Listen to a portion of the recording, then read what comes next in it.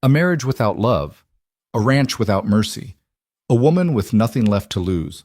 When Evelyn Carter's father is murdered by ruthless cattle thieves, she's left with a choice: accept a cold arrangement with the most dangerous rancher in Montana or lose everything. Caleb Rhodes offers her survival in exchange for a wife in name only. No love, no questions, no future beyond ink on paper. But when bullets fly and boundaries blur, their convenient lie becomes the most inconvenient truth either has ever faced. This is a story of two broken souls who discovered that sometimes the best marriages aren't planned, they're survived. If you're ready for a tale of grit, passion, and the untamed West, stay until the very end. Like this video and comment what city you're watching from so I can see how far this story travels. The smell of turned earth and dried blood still clung to Evelyn Carter's hands 3 days after they buried her father. She stood at the edge of the fresh grave, alone except for the wind that howled across the Montana grassland like a chorus of the damned. The preacher had left. The few neighbors who'd bothered to come had returned to their own struggles. Even the gravedigger had collected his coins and disappeared into the gray afternoon, leaving Evelyn with nothing but silence and the terrible weight of what came next. Her father, Thomas Carter, hadn't died peacefully. He'd died fighting, shot twice in the chest by cattle thieves who'd cut through their fence line under a moonless sky and driven off 30 head of their best stock.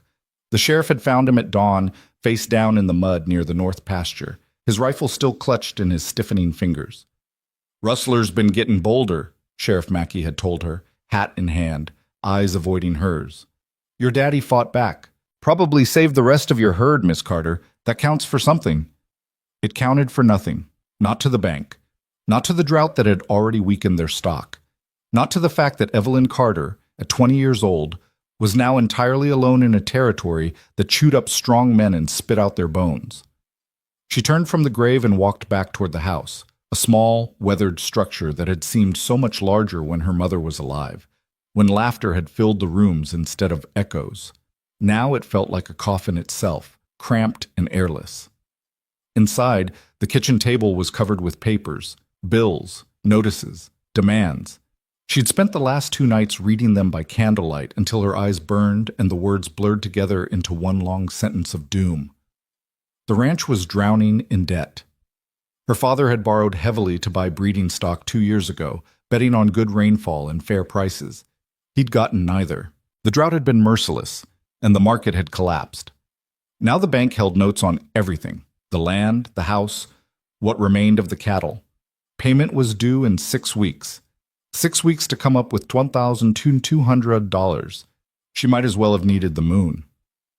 Evelyn sat down heavily in her father's chair, the wood creaking under her weight. She picked up the notice from First Montana Bank, reading it for perhaps the 20th time, as if the words might magically change. They didn't. Final notice of debt collection. Payment in full required by October 15, 1887, or ownership shall transfer to the bank for liquidation of assets. Liquidation. Such a clean word for such a violent thing. They would take everything, sell it piece by piece until nothing remained of the life her parents had built from scratch. She thought about fighting, about hiring a lawyer, about appealing to the territorial courts. But lawyers cost money she didn't have, and courts favored banks over orphaned ranchers' daughters. She thought about running, packing what she could carry and heading east to Denver or Chicago, somewhere she could disappear into the mass of humanity and start over. But the thought lasted only a moment. This land held her mother's grave and now her father's. This house held every memory of her childhood, every moment of happiness she'd ever known. Leaving would be like cutting out her own heart. So she sat, paralyzed by impossible choices, until the knock came at the door. 3 sharp raps, authoritative and impatient. Evelyn's hand instinctively moved to the rifle propped against the wall near the door. Visitors were rare, and after what had happened to her father, caution had become survival. "Who's there?" she called out, her voice steadier than she felt. "Name's Webb. I work for Caleb Rhodes. He'd like a word with you, Miss Carter." Caleb Rhodes. The name sent a ripple of something cold through her chest. Everyone in Carter County knew Caleb Rhodes. His ranch, the Triple R, was the largest in 3 territories, over 50,000 acres of prime grazing land stretching from the Bitterroot Range to the Yellowstone River. He ran 5,000 head of cattle, employed 30 men, and controlled water rights that made him more powerful than any government official within 200 miles. He was also, by all accounts, ruthless. Stories circulated in town, how he'd bought out failing ranchers for pennies on the dollar, how he'd driven off squatters with armed riders, how he'd once shot a man for stealing a horse and faced no consequences because the territorial judge was in his pocket.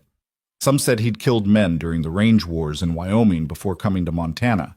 Others whispered darker things, that his first wife had died under mysterious circumstances, that he'd made his fortune through violence and intimidation. Evelyn had never met him.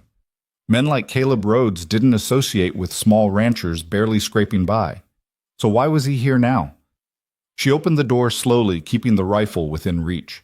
The man on her porch was lean and weathered, probably in his 50s, with a face like saddle leather and eyes that had seen too much. He touched the brim of his hat politely. "Miss Carter, I'm Tom Webb, foreman at the R. Mr. Rhodes sent me to fetch you. He's waiting at the Wayfarer Hotel in town. Says it's important." Important to him, maybe. I've got nothing to say to Caleb Rhodes. Webb's expression didn't change. He said you might feel that way. Asked me to tell you it concerns your future and that you'd regret not hearing him out. Is that a threat? No, ma'am. Just a message. Webb stepped back, giving her space. Mr. Rhodes will be in the hotel parlor until 6 o'clock. After that, the offer expires. What offer? Not my place to say, but I've worked for Caleb Rhodes for 12 years, and I've never known him to waste time on charity. If he wants to talk to you, there's a reason, and it's probably worth your while to listen. Webb turned and walked back to his horse, a big gray gelding tied to her fence post. He mounted smoothly despite his age and touched his hat again. 6 o'clock, Miss Carter. Hotel parlor. Then he was gone, cantering down the dirt road toward town, leaving Evelyn standing in her doorway with a dozen questions and no answers. She looked back at the papers on the table, at the impossible debt, at the ticking clock of her own destruction. What did she have to lose? The Wayfarer Hotel was the finest building in Cedar Falls, which wasn't saying much. It was a 2-story structure with a false front designed to make it look grander than it was, painted white but already graying from Montana dust. The parlor was on the first floor, a room with heavy curtains, overstuffed furniture, and a lingering smell of cigar smoke and whiskey. Caleb Rhodes sat near the window, reading a newspaper. Evelyn recognized him immediately, even though they'd never spoken. He was tall, she could tell even though he was seated, with broad shoulders and the kind of build that came from hard work rather than soft living. His hair was dark, touched with gray at the temples, and his face was all sharp angles, strong jaw, high cheekbones, a nose that looked like it had been broken at least once. He wore a black suit, well-tailored, with a silver watch chain across his vest. But it was his eyes that struck her, cold, calculating, the color of winter ice. He looked up as she entered, folding the newspaper with deliberate precision and setting it aside. Miss Carter, thank you for coming. His voice was low, controlled, with an accent she couldn't quite place. Southern, maybe, but worn down by years in the West. I haven't decided if I'm staying, Evelyn said, remaining near the door. Your man said you had an offer. I'm listening. Caleb Rhodes stood, and she realized he was even taller than she'd thought, easily over 6 feet. He gestured to a chair across from his. Please, sit. I'll stand. Something flickered in his expression. Amusement, perhaps, or irritation. Suit yourself, this won't take long. He remained standing as well, his hands clasped behind his back. I heard about your father. You have my condolences. Do I? Evelyn kept her voice flat. Everyone knows you've been buying up failing ranches. I assume that's why you're here, to pick over the bones before the bank gets them. Actually, no. I'm not interested in your land. That surprised her. Then what do you want? Caleb Rhodes studied her for a long moment, his ice-blue eyes moving over her face as if assessing the value of livestock. It made her skin prickle with discomfort. I need a wife, he said finally. Evelyn blinked. Of all the things she'd expected, that wasn't even on the list. Excuse me? I need a wife. he repeated, as calmly as if he were discussing the weather. You need money and security. I'm proposing a business arrangement. She stared at him, trying to determine if this was some kind of cruel joke, but his expression remained serious, almost clinical. You're insane. Practical, he corrected. My father passed away 4 months ago. He left the Triple R to me, but with a condition in his will, I must be married within 6 months, or the ranch goes to my cousin Nathaniel, a gambler and a drunk who'd run the place into the ground within a year. I have 2 months left. I need a wife. Then find one. There are plenty of women who'd marry you for your money. True. But I don't want a wife who expects love, companionship, or children. I don't want someone who'll interfere with my business or make demands on my time. I want a legal arrangement, a marriage in name only. He paused. You need to clear your debts and secure your future. I can do that. In exchange, you become Mrs. Caleb Rhodes, live in my house, and fulfill the legal requirement. Nothing more. Evelyn felt her face flush with anger and humiliation. You want to buy me. I want to employ you, he said. There's a difference. You'd have your own room, your own space. I wouldn't touch you. After a year, if you wish to leave, I'll give you an additional $2,000 and your freedom. If you choose to stay, we continue the arrangement on the same terms. This is insane, she said again, but her voice sounded weaker this time. This is survival. Caleb Rhodes moved to a small table near the window and picked up a leather folder. He opened it, revealing papers covered in neat legal script. I've had my lawyer draw up a contract. It's straightforward. I pay off your debts immediately, all at 1,100. I provide you with housing, food, clothing, and a monthly allowance of $50 for personal expenses. In exchange, you marry me, live at the Triple R, and act as my wife in public settings when necessary. He held out the folder. Evelyn didn't take it. Why me? Why not some society woman from Helena or San Francisco? Because they'd expect more than I'm willing to give. You're desperate. That makes you honest. He said it without cruelty, just stating a fact. You won't pretend this is a love match. You won't harbor romantic illusions. You need a solution to an impossible problem, and I'm offering one. A marriage without love. Without anything. Exactly. Evelyn's hands clenched into fists at her sides. Every instinct screamed at her to walk out, to tell this cold, arrogant man exactly what she thought of his proposition. But those papers on her kitchen table flashed through her mind. The debt. The deadline. The grave on the hill. I need time to think, she managed. You have until tomorrow noon. After that, I'll find someone else. Caleb set the folder on the table between them. Read the contract. You'll find the terms fair. If you agree, come to my lawyer's office on Main Street at noon tomorrow. We'll sign the papers, and I'll wire the money to the bank that afternoon. And if I don't? He met her eyes, and she saw no pity there, no warmth, just cold calculation. Then you lose your ranch, and I find another solution to my problem. Life goes on, Miss Carter, with or without you. He picked up his hat from a nearby chair and placed it on his head, adjusting the brim with practiced ease. One more thing, he said, turning back at the door. If you agree to this, you should know what you're getting into. I'm not a good man. I've done things most people would condemn. I'm hard, and I'm demanding, and I don't suffer fools or weakness. But I keep my word. If you become my wife, even in name only, I'll protect you, I'll provide for you, and I'll expect absolute loyalty in return. Loyalty to a stranger. We're all strangers until we're not. He touched the brim of his hat. Noon tomorrow, Miss Carter. Choose wisely. Then he was gone, his boots echoing on the wooden floor, leaving Evelyn alone with the contract and the impossible choice. She didn't sleep that night. Evelyn sat at the kitchen table, the contract spread before her, reading and rereading the terms by candlelight. It was exactly as Caleb Rhodes had described, cold, transactional, binding. There were clauses about financial obligations, living arrangements, public conduct. There was even a clause about termination. Either party could end the arrangement after 1 year with 30 days written notice. But there was nothing about affection, nothing about intimacy, nothing that even hinted at what most people meant when they said marriage. It was a business contract for the use of her name and presence, nothing more. As dawn broke over the mountains, painting the sky in shades of pink and gold, Evelyn walked back out to her father's grave. She knelt in the dew-damp grass, placing her hand on the simple wooden cross that marked the spot. "I don't know what to do, Papa," she whispered. "You always knew the right answer. You always knew how to fight." But her father was gone, and the only fight left was the one for survival.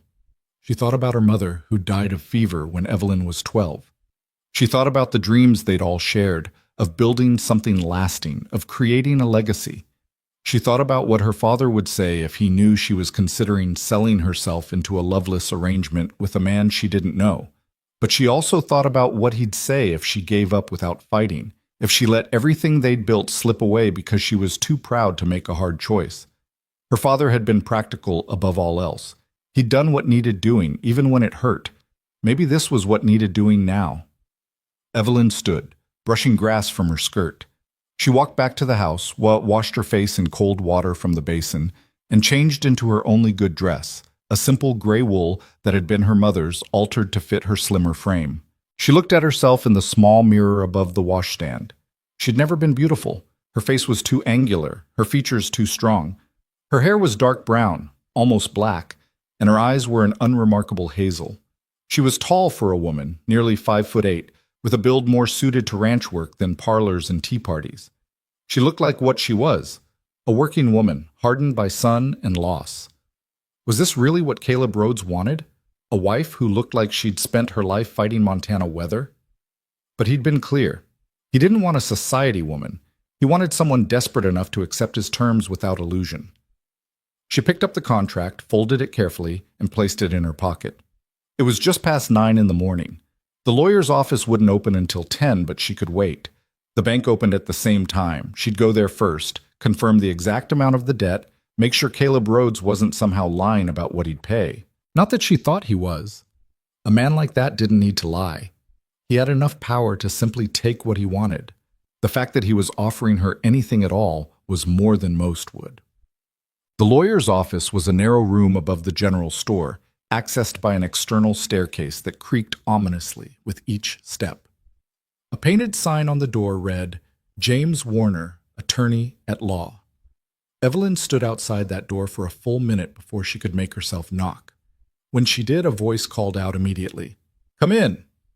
The office was cramped and cluttered, filled with books and papers stacked in precarious towers on every available surface. James Warner sat behind a massive oak desk that seemed far too large for the space, his spectacles perched on the end of his nose, ink staining his fingers. He looked up as Evelyn entered and smiled warmly. "Ah, Miss Carter, Mr. Rhodes said you might be coming. Please, sit, sit." There was only one chair available. The rest were covered in documents. Evelyn sat, feeling the weight of the contract in her pocket like a stone. "I've come to discuss the arrangement," she said carefully. Of course. Warner shuffled through papers on his desk until he found a matching copy of the contract. "I drew this up myself, at Mr. Rhodes' instruction. Very straightforward, I think you'll find. No hidden clauses, no unusual terms. Quite generous, actually, considering—" He stopped himself, coughing awkwardly. "Considering I have no other options," Evelyn finished. Warner had the grace to look embarrassed. "Well, yes, that is, Mr. Rhodes is a practical man. He saw a solution that benefited both parties. He saw someone desperate enough to agree." "That too," Warner admitted.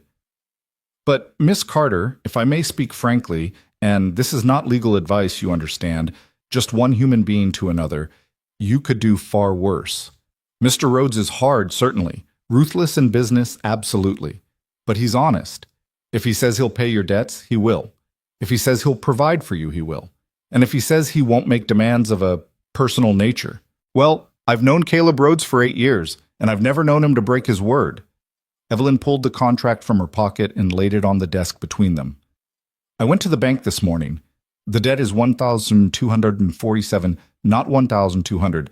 Interest accrued in the last week." Warner nodded, making a note. "Mr. Rhodes anticipated that. He authorized me to pay up to $1,300 to cover any additional costs. And my personal allowance, $50 a month. That's not negotiable? I'm afraid not. Mr. Rhodes was quite specific about the terms. What if I want to leave before a year is up? Warner consulted the contract. Section 7, subsection C states that either party may terminate the arrangement with 30 days written notice. But Miss Carter, you should be aware that early termination voids the departure bonus. You'd receive no additional compensation beyond what you'd already been given in monthly allowances. So if she left early, she'd walk away with almost nothing. The contract was designed to keep her in place for at least a year. Clever. And if he wants to end it early? She asked. Same terms apply. 30 days notice, no bonus. But Mr. Rhodes would still be legally obligated to ensure you have safe passage to wherever you wish to go and enough money to establish yourself, a minimum of $500, as stated in Section 8. Evelyn read through that section carefully. It was there, in black and white. Even if Caleb Rhodes decided she wasn't suitable and ended things early, she'd walk away with enough to start over somewhere else. Not a fortune, but more than she had now. More than she'd have if the bank seized everything. There's a clause here about public conduct, she said, pointing to Section 5. What exactly does fulfilling social obligations as Mrs. Rhodes mean? Attending certain events when required, cattlemen's association meetings, holiday gatherings, that sort of thing. Mr. Rhodes needs to present as a married man with a stable household. You'd need to play the role convincingly in public, though what happens behind closed doors is entirely separate. So I'd have to lie. Pretend we're a real married couple.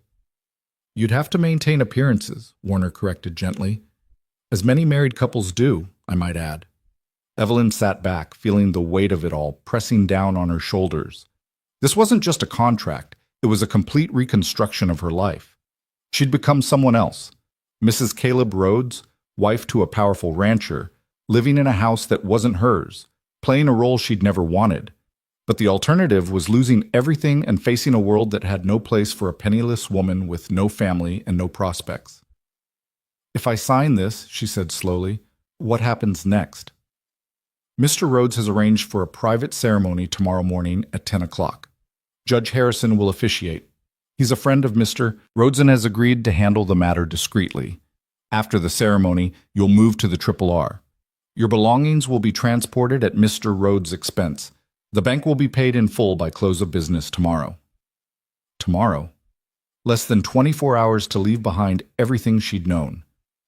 Evelyn's hands trembled as she picked up the pen Warner offered. Miss Carter, Warner said quietly, you don't have to do this. There might be other options. Oh, there aren't. She met his eyes. We both know there aren't. Warner nodded slowly. Then I'll witness your signature. Evelyn looked down at the contract one last time. The words blurred slightly, whether from tears or exhaustion, she couldn't tell. She thought about her father's grave on the hill, about her mother's voice singing while she worked in the kitchen, about every dream she'd ever had for her life. Then she thought about survival. She signed her name in firm, clear letters. Evelyn Marie Carter. Tomorrow, that name would die. Tomorrow, she'd become Evelyn Rhodes. And God help her, she had no idea if she was making the best decision of her life or the worst. Warner blotted the signature and countersigned as witness. It's done, he said softly. I'll inform Mr. Rhodes. He'll meet you at Judge Harrison's chambers tomorrow at 10 o'clock sharp. Do you know where that is? The courthouse, second floor. Exactly. Warner stood and extended his hand. For what it's worth, Miss Carter, I hope this arrangement brings you some peace. You've had more than your share of sorrow. Evelyn shook his hand, finding his grip warm and firm. Thank you, Mr. Warner. She left the office in a daze, walking down the creaking stairs into the bright afternoon sunlight. The street was busy, wagons rolling past, people going about their business, life continuing as if nothing had changed. But everything had changed. In less than a day, she'd be married to a stranger. Bound to a man she didn't love, didn't know, maybe didn't even like. Living in his house, eating his food, wearing clothes he paid for. Owned in everything but name. She walked back to her horse, tied outside the general store, and rode slowly toward home. The ranch looked different now, smaller, more fragile. Already like something that belonged to the past. That night, Evelyn packed what little she owned: her mother's dress, her father's pocket watch, a few books, some photographs. Everything else, the furniture, the kitchen goods, the tools, would stay with the house when the bank eventually sold it. She sat on the porch as the sun set, watching the sky turn from gold to crimson to deep purple. Somewhere in the distance, a coyote howled. The sound was lonely and wild and achingly familiar. Tomorrow, she'd wake up in a different place. Tomorrow, she'd be a different person. Tonight, she was still Evelyn Carter, daughter of Thomas and Mary, the last remnant of a family that had fought and died trying to build something lasting in this harsh, beautiful land. She pulled her shawl tighter against the evening chill and whispered a prayer to the darkening sky. Not for love, because she knew that wasn't part of the bargain, just for strength, just for the courage to survive what came next. And somewhere, in a ranch house 50 miles away, Caleb Rhodes sat in his study, a glass of whiskey untouched on the desk before him, staring at his own copy of the signed contract. Tomorrow, he'd have a wife. Tomorrow, he'd secure his inheritance and his future. Tonight, he wondered, just for a moment, if he was making a terrible mistake. Then he pushed the thought aside, finished his whiskey in one burning swallow, and went to bed. Emotion was a luxury neither of them could afford, and in less than 12 hours, they'd bind themselves together in a marriage that promised everything except the one thing that might have made it bearable. They'd have security, they'd have stability, but they'd have no love at all. The ceremony lasted exactly 11 minutes. Evelyn stood in Judge Harrison's chambers wearing her mother's gray dress, freshly pressed but still showing its age in the faded fabric along the seams. Caleb Rhodes stood beside her in the same black suit he'd worn at the hotel, his expression unreadable as the judge droned through the standard vows. There were no flowers, no music, no guests except Tom Webb and the judge's clerk, who served as witnesses. When Judge Harrison asked if she took Caleb Rhodes to be her lawfully wedded husband, Evelyn's throat closed up for a moment. The word yes felt impossibly heavy, like swallowing a stone, but she said it. And when Caleb repeated the same vow, his voice was steady and emotionless, as if he were reading from a ledger rather than binding himself to another human being for life. "You may kiss the bride," Judge Harrison said with a perfunctory smile. Caleb turned to her, and for a moment their eyes met. She saw something flicker in those cold blue depths. Hesitation, perhaps, or discomfort. Then he leaned forward and pressed his lips briefly to her cheek, so quickly it barely registered as contact.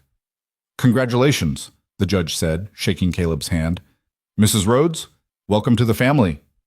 Mrs. Rhodes. The name sounded foreign, like it belonged to someone else entirely. Caleb signed the marriage certificate with quick, efficient strokes, then handed her the pen. Evelyn stared at the blank line where her new name should go, feeling the weight of permanence crushing down on her chest. She signed, "Evelyn Rhodes."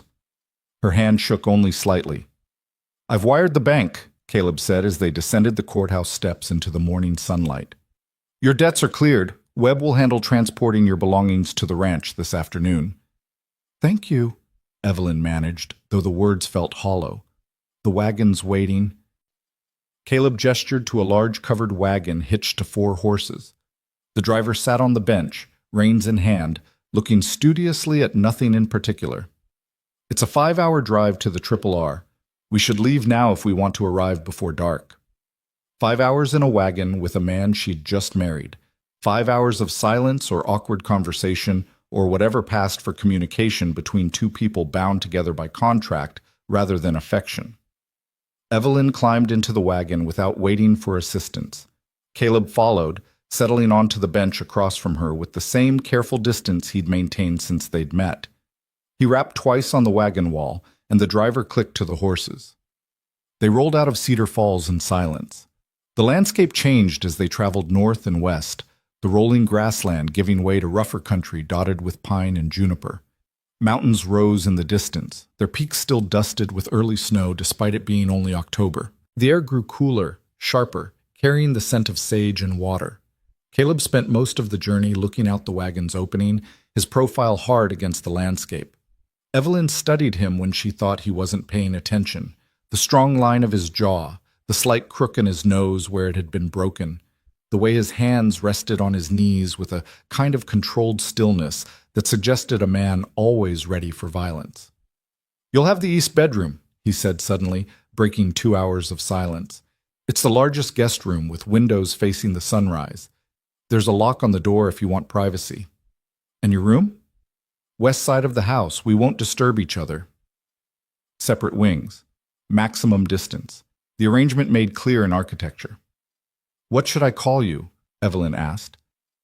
"In private, I mean. Mr. Rhodes seems odd for a husband." "Caleb is fine. I'll call you Evelyn, unless you prefer something else." "Evelyn is fine." More silence. The wagon creaked and swayed over the rough road. "There are expectations?" Caleb said after another long pause.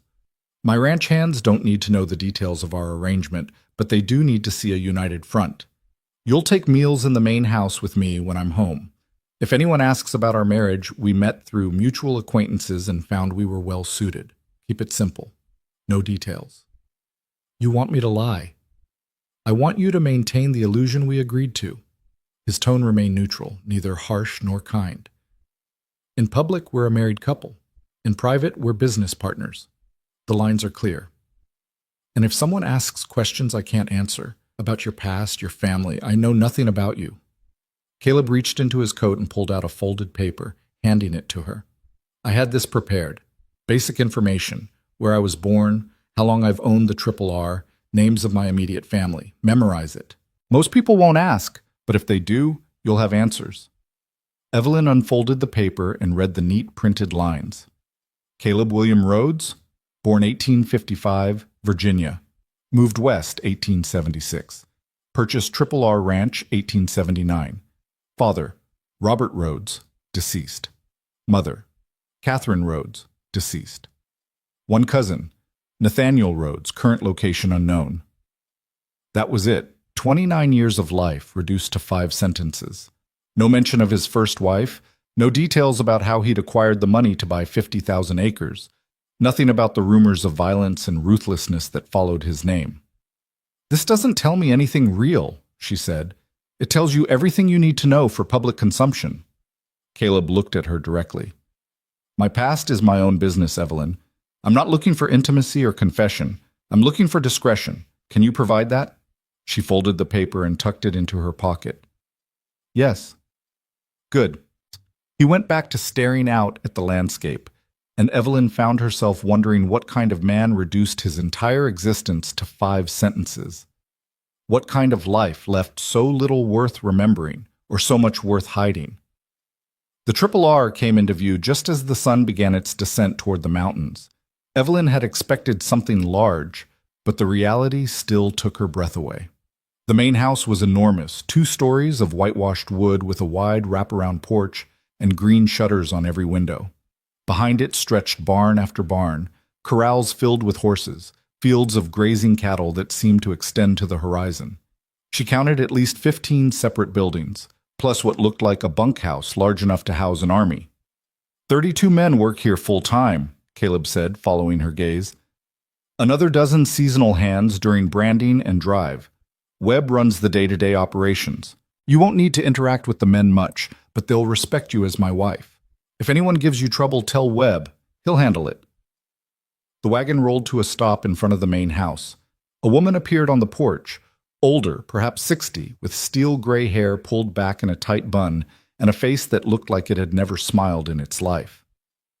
"That's Mrs. Harrow," Caleb said, climbing down from the wagon. "She's been housekeeper here for 6 years. She'll show you around, help you get settled." He offered his hand to help Evelyn down, and she took it, feeling the calluses on his palm, the strength in his grip. For a moment they stood close enough that she could smell leather and sage and something else, something clean and sharp like winter air. Then he released her hand and stepped back, the distance between them reasserting itself. "Mrs. Harrow, this is my wife, Evelyn. She'll be taking over management of the household." Mrs. Harrow's eyes swept over Evelyn with the same assessing look Caleb had given her in the hotel, measuring, calculating, finding her probably wanting. But her voice was professionally neutral when she spoke. "Welcome, Mrs. Rhodes. I've prepared the east bedroom as Mr. Rhodes requested. Dinner will be served at 7 o'clock. Thank you, Evelyn said, forcing steadiness into her voice. I have business to attend to, Caleb said, already moving toward the barn. Webb will bring your things up when they arrive. Mrs. Harrow will show you the house. And just like that, he was gone, striding away across the yard without a backward glance, leaving Evelyn standing in front of this massive house with a stranger who looked at her like an unwelcome intrusion. Mrs. Harrow's mouth was a thin line. This way, please. The interior of the house matched its exterior grandeur. Polished wood floors, expensive rugs, furniture that looked like it had been shipped from San Francisco or even further east. The main room had a stone fireplace large enough to stand in, bookshelves lining two walls, and windows that let in streams of golden afternoon light. The parlor, Mrs. Harrow said crisply, barely pausing.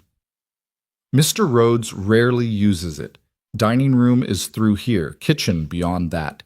You'll find I keep a well-organized household, Mrs. Rhodes. I've managed this house without interference for 6 years, and I'd prefer to continue doing so. The message was clear. Stay out of my way. They climbed the stairs to the second floor. The hallway stretched in both directions, doors lining both sides. Mr. Rhodes's rooms are at the west end, Mrs. Harrow said, gesturing right. Your room is here. She opened a door to the left, revealing a spacious bedroom with a four-poster bed, a wardrobe, a writing desk near the window, and another door that led to a small private bathing room. It was easily 3 times the size of Evelyn's bedroom at her father's house, furnished better than any room she'd ever seen, much less slept in, and it felt absolutely empty. I trust you'll find everything adequate, Mrs. Harrow said, though it wasn't really a question. It's very nice. Thank you. Dinner at 7, the housekeeper repeated. We keep a strict schedule. Breakfast at 6:30, lunch at noon, dinner at 7. Mr. Rhodes expects punctuality. I'll be on time. Mrs. Harrow nodded and left, closing the door behind her with a decisive click. Evelyn stood alone in the middle of the beautiful, empty room and felt the full weight of her situation settle over her like a blanket. This was her home now. This room, this house, this life she'd purchased with her signature and her name. She walked to the window and looked out at the endless expanse of the Triple R. Cattle dotted the fields like dark stones. Mountains rose in the distance, purple in the fading light. The sky was enormous, stretching from horizon to horizon without interruption. It was beautiful. It was terrifying. And it was nothing like home. She unpacked her few belongings when they arrived an hour later, hanging her mother's dress in the massive wardrobe where it looked lost and shabby among the empty space. Her father's pocket watch went on the bedside table, the photographs she arranged on the desk, her parents on their wedding day, young and hopeful. Her mother holding infant Evelyn, her father standing proud in front of their small house. Ghosts of a life that no longer existed. At 7 o'clock precisely, Evelyn made her way downstairs to the dining room. The table was set for 2, though at opposite ends of the long expanse of polished wood. Caleb at the head, Evelyn's place set 12 feet away at the other end. Maximum distance, even at meals. Caleb was already seated, reading a cattle report. He looked up briefly when she entered, nodded, and went back to his reading. Mrs. Harrow brought out the food, roast beef, potatoes, vegetables, bread still warm from the oven. It was more food than Evelyn had seen in months, probably more than she'd eaten in a week during the worst of the drought. They ate in silence, the only sounds the clink of silverware and the ticking of a grandfather clock in the corner. Finally, Evelyn couldn't stand it anymore. The house is beautiful. Thank you. Caleb didn't look up from his report. How long have you lived here? 8 years. You built it yourself? I hired builders. I supervised. He turned a page. The ranch came with a smaller house. I had this one constructed 3 years ago. More silence, more eating, more distance. May I ask you something? Evelyn said. Caleb set down his fork and looked at her, his expression suggesting this was an unwelcome interruption. What? What am I supposed to do here? You said I'd manage the household, but Mrs. Harrow made it very clear she doesn't need or want my help. Am I just supposed to sit in my room? You're supposed to be visible as my wife. Beyond that, occupy yourself however you wish. Read, walk, whatever women do with their time. He picked up his fork again. Just stay out of the ranch operations. The men don't need distractions. Evelyn felt heat rise in her cheeks. I grew up on a ranch. I know how to work cattle, fix fences, handle horses. I didn't bring you here to work. Caleb's tone was flat, final. I brought you here to fulfill a legal requirement. Do that, nothing more. He finished his meal in silence, then stood and left the room without another word, leaving Evelyn sitting alone at the far end of the too long table, feeling smaller and more useless than she'd ever felt in her life. The first week passed in a haze of loneliness and enforced idleness. Evelyn tried to help Mrs. Harrow with household tasks and was rebuffed every time. She attempted to introduce herself to the ranch hands and received polite but distant nods. Clearly, they'd been told not to engage with the boss's new wife. She explored the house and found it beautiful but sterile, like a museum of someone else's life. Caleb was rarely present. He rose before dawn and worked until after dark, taking meals in town or in the bunkhouse more often than in the main house. When they did share meals, conversation was minimal and strained. At night, Evelyn lay in her too large bed and listened to the sounds of the ranch. Cattle lowing, horses whinnying, men's voices drifting from the bunkhouse. And sometimes, very late, she'd hear footsteps in the hallway, passing her door, stopping briefly, then continuing to the west wing. Caleb, checking that she was safely locked away in her separate world. The second week, desperation drove her outside. If she couldn't help in the house and couldn't work the ranch, she could at least walk. The land here was different from her father's property, wilder, more rugged. She found trails that led up into the foothills, following creek beds lined with cottonwoods and aspens turning gold with autumn. She was returning from one of these walks, her skirts muddy from crossing a stream, when she found Tom Webb waiting on the porch. "Mrs. Rhodes," he said, touching his hat. "Mr. Rhodes is looking for you." Something in his tone made her heart skip. Is something wrong? You'll need to ask him. He's in his office. Evelyn had never been to Caleb's office, a room off the main parlor that he kept locked when not in use. She knocked hesitantly. "Come in." Caleb sat behind a massive desk covered in papers, ledgers, and maps. He looked up as she entered, his expression harder than usual. "Where were you?" he asked. "Walking. In the hills west of here. There's a creek." "I know where the creek is. This is my land." He stood, coming around the desk. "You left the house without telling anyone where you were going." "I didn't realize I needed permission to take a walk." "You need to tell someone. Mrs. Harrow, Webb, me. This isn't town, Evelyn. This is open range. There are hazards, wild animals, cliff edges, squatters who don't care that you're a woman." His jaw was tight. "If something happened to you and no one knew where to look, I can take care of myself. I've been doing it my whole life." "Not anymore." He moved closer, and she could see genuine anger in his eyes, the first real emotion she'd seen from him since the wedding. "You're my responsibility now, whether you like it or not. If you want to walk, fine, but you tell someone where you're going and when you'll be back. That's not negotiable." Evelyn felt her own anger rising. "So I'm a prisoner? Is that what this marriage is?" "It's what safety is," Caleb said sharply. "Last year, a rancher's wife went missing. They found her 3 days later at the bottom of a ravine with a broken neck. She'd been out riding alone." He paused, his voice dropping. "I won't have that happen on my property." The anger in his eyes shifted to something else, something almost like fear, though it vanished so quickly she might have imagined it. "I didn't mean to worry you," Evelyn said quietly. "I wasn't worried. I was inconvenienced. There's a difference." But his tone lacked conviction. "Just tell someone. Please." It was the first time he'd said please to her. Evelyn nodded. "I will. I'm sorry." Caleb returned to his desk. The moment of vulnerability, if that's what it had been, already shuddered away.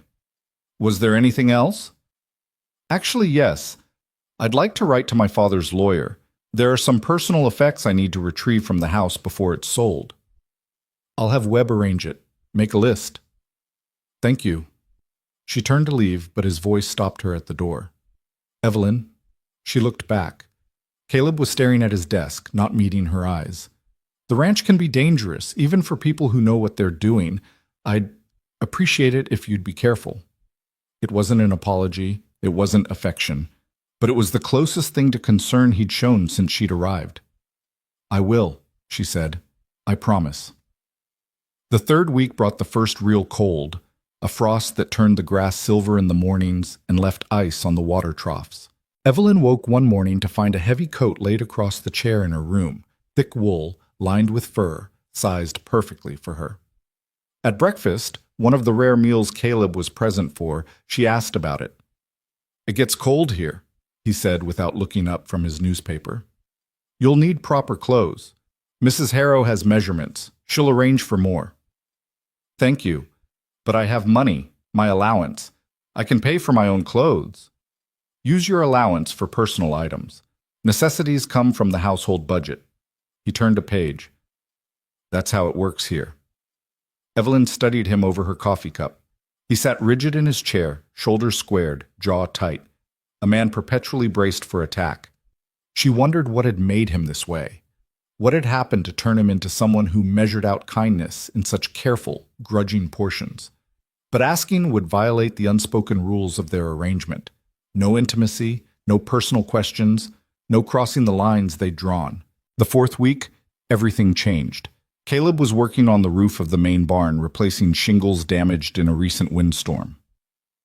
Evelyn watched from her window, seeing him move with surprising agility for a man his size, balancing on the steep pitch with practiced ease.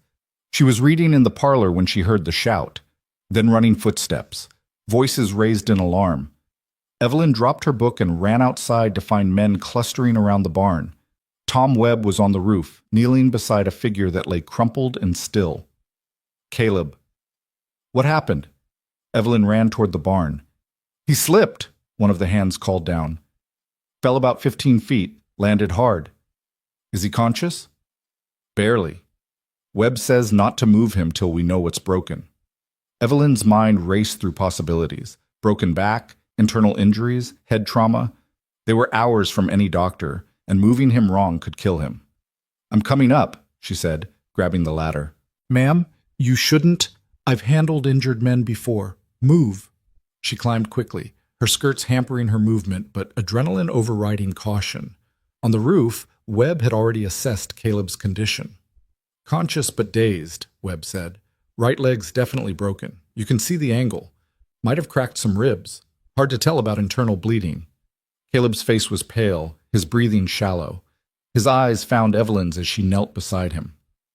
"Get inside," he managed through clenched teeth. "Absolutely not. Can you feel your toes?" "What?" "Your toes. Wiggle them if you can." Caleb's jaw tightened with effort, but she saw his boot shift slightly. Not paralyzed then. "We need to get him down and into the house," Evelyn said.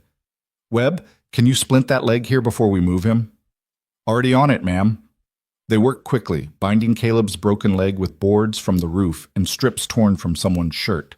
He never cried out, but Evelyn saw sweat break across his forehead, saw his hands clench white-knuckled against the pain. Getting him down the ladder was the worst part. 4 men carried him while Evelyn guided the makeshift stretcher, her heart in her throat every time he groaned despite his obvious attempts to stay silent. They laid him on his bed, Evelyn's first time seeing his private space, and she barely registered the details beyond the large bed and the stark, almost military neatness of the room. "Someone needs to ride for the doctor and Helena," Evelyn said. "That's at least 4 hours there and back. In the meantime, I need hot water, clean bandages, whiskey, and laudanum if we have it." Mrs. Harrow appeared in the doorway, her face tight with disapproval. "Perhaps you should let me. Have you set a broken bone before?" Evelyn didn't wait for an answer. "I have. Get me what I need, now." For the first time since Evelyn had arrived, Mrs. Harrow obeyed without argument. The next hours blurred together in a haze of controlled crisis. Evelyn cleaned Caleb's wounds, road rash from the roof shingles, a deep cut on his temple, and wrapped his ribs tightly to support what she suspected were at least 2 fractures. The leg was the worst. She gave him whiskey until he was barely coherent, then set the bone as quickly as she could, feeling it grind back into place beneath her hands. Caleb passed out halfway through, which was a mercy. By the time the doctor arrived from Helena, Evelyn had done everything she could. The doctor, an older man named Patterson, examined her work and nodded approvingly. "You've got good hands, Mrs. Rhodes. The bones set properly, ribs are supported. Not much more I could have done myself." He mixed a stronger dose of laudanum. "He'll be laid up for 6 weeks minimum, longer if he doesn't rest properly, which, knowing Caleb, he won't." "I'll make sure he rests," Evelyn said. Dr. Patterson smiled slightly. "Good luck with that." He left detailed instructions and promised to return in a week to check on progress. After he'd gone, Evelyn sat in the chair beside Caleb's bed and finally allowed herself to feel the exhaustion that had been hovering at the edges of her consciousness. It was nearly midnight. Mrs. Harrow appeared with tea and a disapproving frown. "You should get some rest, Mrs. Rhodes. I can sit with him." "I'm fine." "You've been here for 9 hours." "I said I'm fine." Mrs. Harrow's expression softened almost imperceptibly. "He's fortunate to have you." Evelyn looked at the woman who'd been so cold since her arrival and saw something new in her eyes, respect perhaps, or at least a grudging acknowledgement. "I'm his wife," Evelyn said simply. Even if we're not..." She trailed off, unsure how to explain. "I've been with Mr. Rhodes for 6 years, Mrs. Harrow said quietly. "I've never seen him need anyone. He won't like being dependent. He doesn't have a choice." "No, but he'll fight it anyway." Mrs. Harrow set the tea on the bedside table. "There's a cot in the dressing room if you want to sleep nearby, or you can ring if you need anything." After she'd gone, Evelyn pulled the chair closer to the bed. Caleb's face was slack with laudanum, the harsh lines smoothed into something almost peaceful. She found herself studying him properly for the first time. Not the cold, controlled rancher, but just a man. A man who'd been hurt and who'd need care whether he wanted it or not. She settled into the chair, pulling a blanket around her shoulders, and kept watch through the night. And somewhere in those quiet hours, with only the sound of Caleb's breathing and the wind outside the window, Evelyn realized something had shifted. The careful distance they'd maintained, the walls they'd built to keep this arrangement purely business, all of it had cracked. Because when someone fell, you caught them. Even if catching them meant everything between you would have to change. Caleb woke to pain and the unfamiliar sensation of someone holding his hand. His eyes opened slowly, focusing on the ceiling of his bedroom, then tracking downward to where Evelyn sat in a chair pulled close to his bed. Her head was tilted back against the cushion, eyes closed, breathing deep and even in sleep. Her hand rested on top of his, fingers curled loosely around his palm. He should pull away, should reinforce the boundaries they'd established, but the laudanum still dulled his edges and her hand was warm, and for just a moment he allowed himself the weakness of not being alone. Then she stirred, her eyes opening, and he saw her register their joined hands. A flush crept up her neck as she quickly withdrew. "You're awake," she said, her voice rough with sleep. "How do you feel?" "Like I fell off a barn." His own voice came out scratchy, his throat dry as dust. "That's because you did." She poured water from a pitcher on the bedside table, lifting his head carefully to help him drink. "Dr. Patterson says you have a broken leg, at least 2 cracked ribs, and a mild concussion. You're confined to bed for the next 6 weeks." 6 weeks? That's impossible. I have a ranch to run. Webb can manage. He's been doing it for years. Evelyn set the glass down and met his eyes with unexpected steel. "You're going to rest, Caleb. You don't have a choice." "I don't take orders in my own house." "Then consider it a strong recommendation from your wife." The word hung between them, strange and weighted with new meaning. "You could have died. You're lucky it was just a broken leg." Caleb tried to sit up and immediately regretted it as pain lanced through his ribs. He fell back against the pillows, breathing hard. "Don't," Evelyn said sharply. "You'll make it worse. The ribs need time to heal." "How long have you been sitting there?" "Since yesterday afternoon. It's morning now." He looked at her properly then, seeing the exhaustion in her face, the wrinkled dress, the dark circles under her eyes. She'd stayed with him all night, watching over him like he mattered, like he was more than just a name on a contract. "You should get some rest," he said gruffly. "You look terrible." Compliments won't make me leave. But she smiled slightly, the first real smile he'd seen from her. I'll rest when you do. Until then, someone needs to make sure you don't do anything stupid. I never do anything stupid. You fell off a barn. The shingle was loose, could have happened to anyone. But it happened to you. So now you're stuck with me as your nursemaid, whether you like it or not. She stood smoothing her skirt. I'm going to get you some broth. Don't try to get up. I'm not an invalid. You are for the next 6 weeks. Get used to it. She left before he could argue further, and Caleb found himself staring at the empty doorway with something uncomfortably close to gratitude. He'd spent the last 8 years building walls around himself, keeping everyone at arm's length, trusting no one with anything that mattered. Now this woman he barely knew, this woman he'd married out of cold necessity, was nursing him with a competence and care that shook something loose inside him.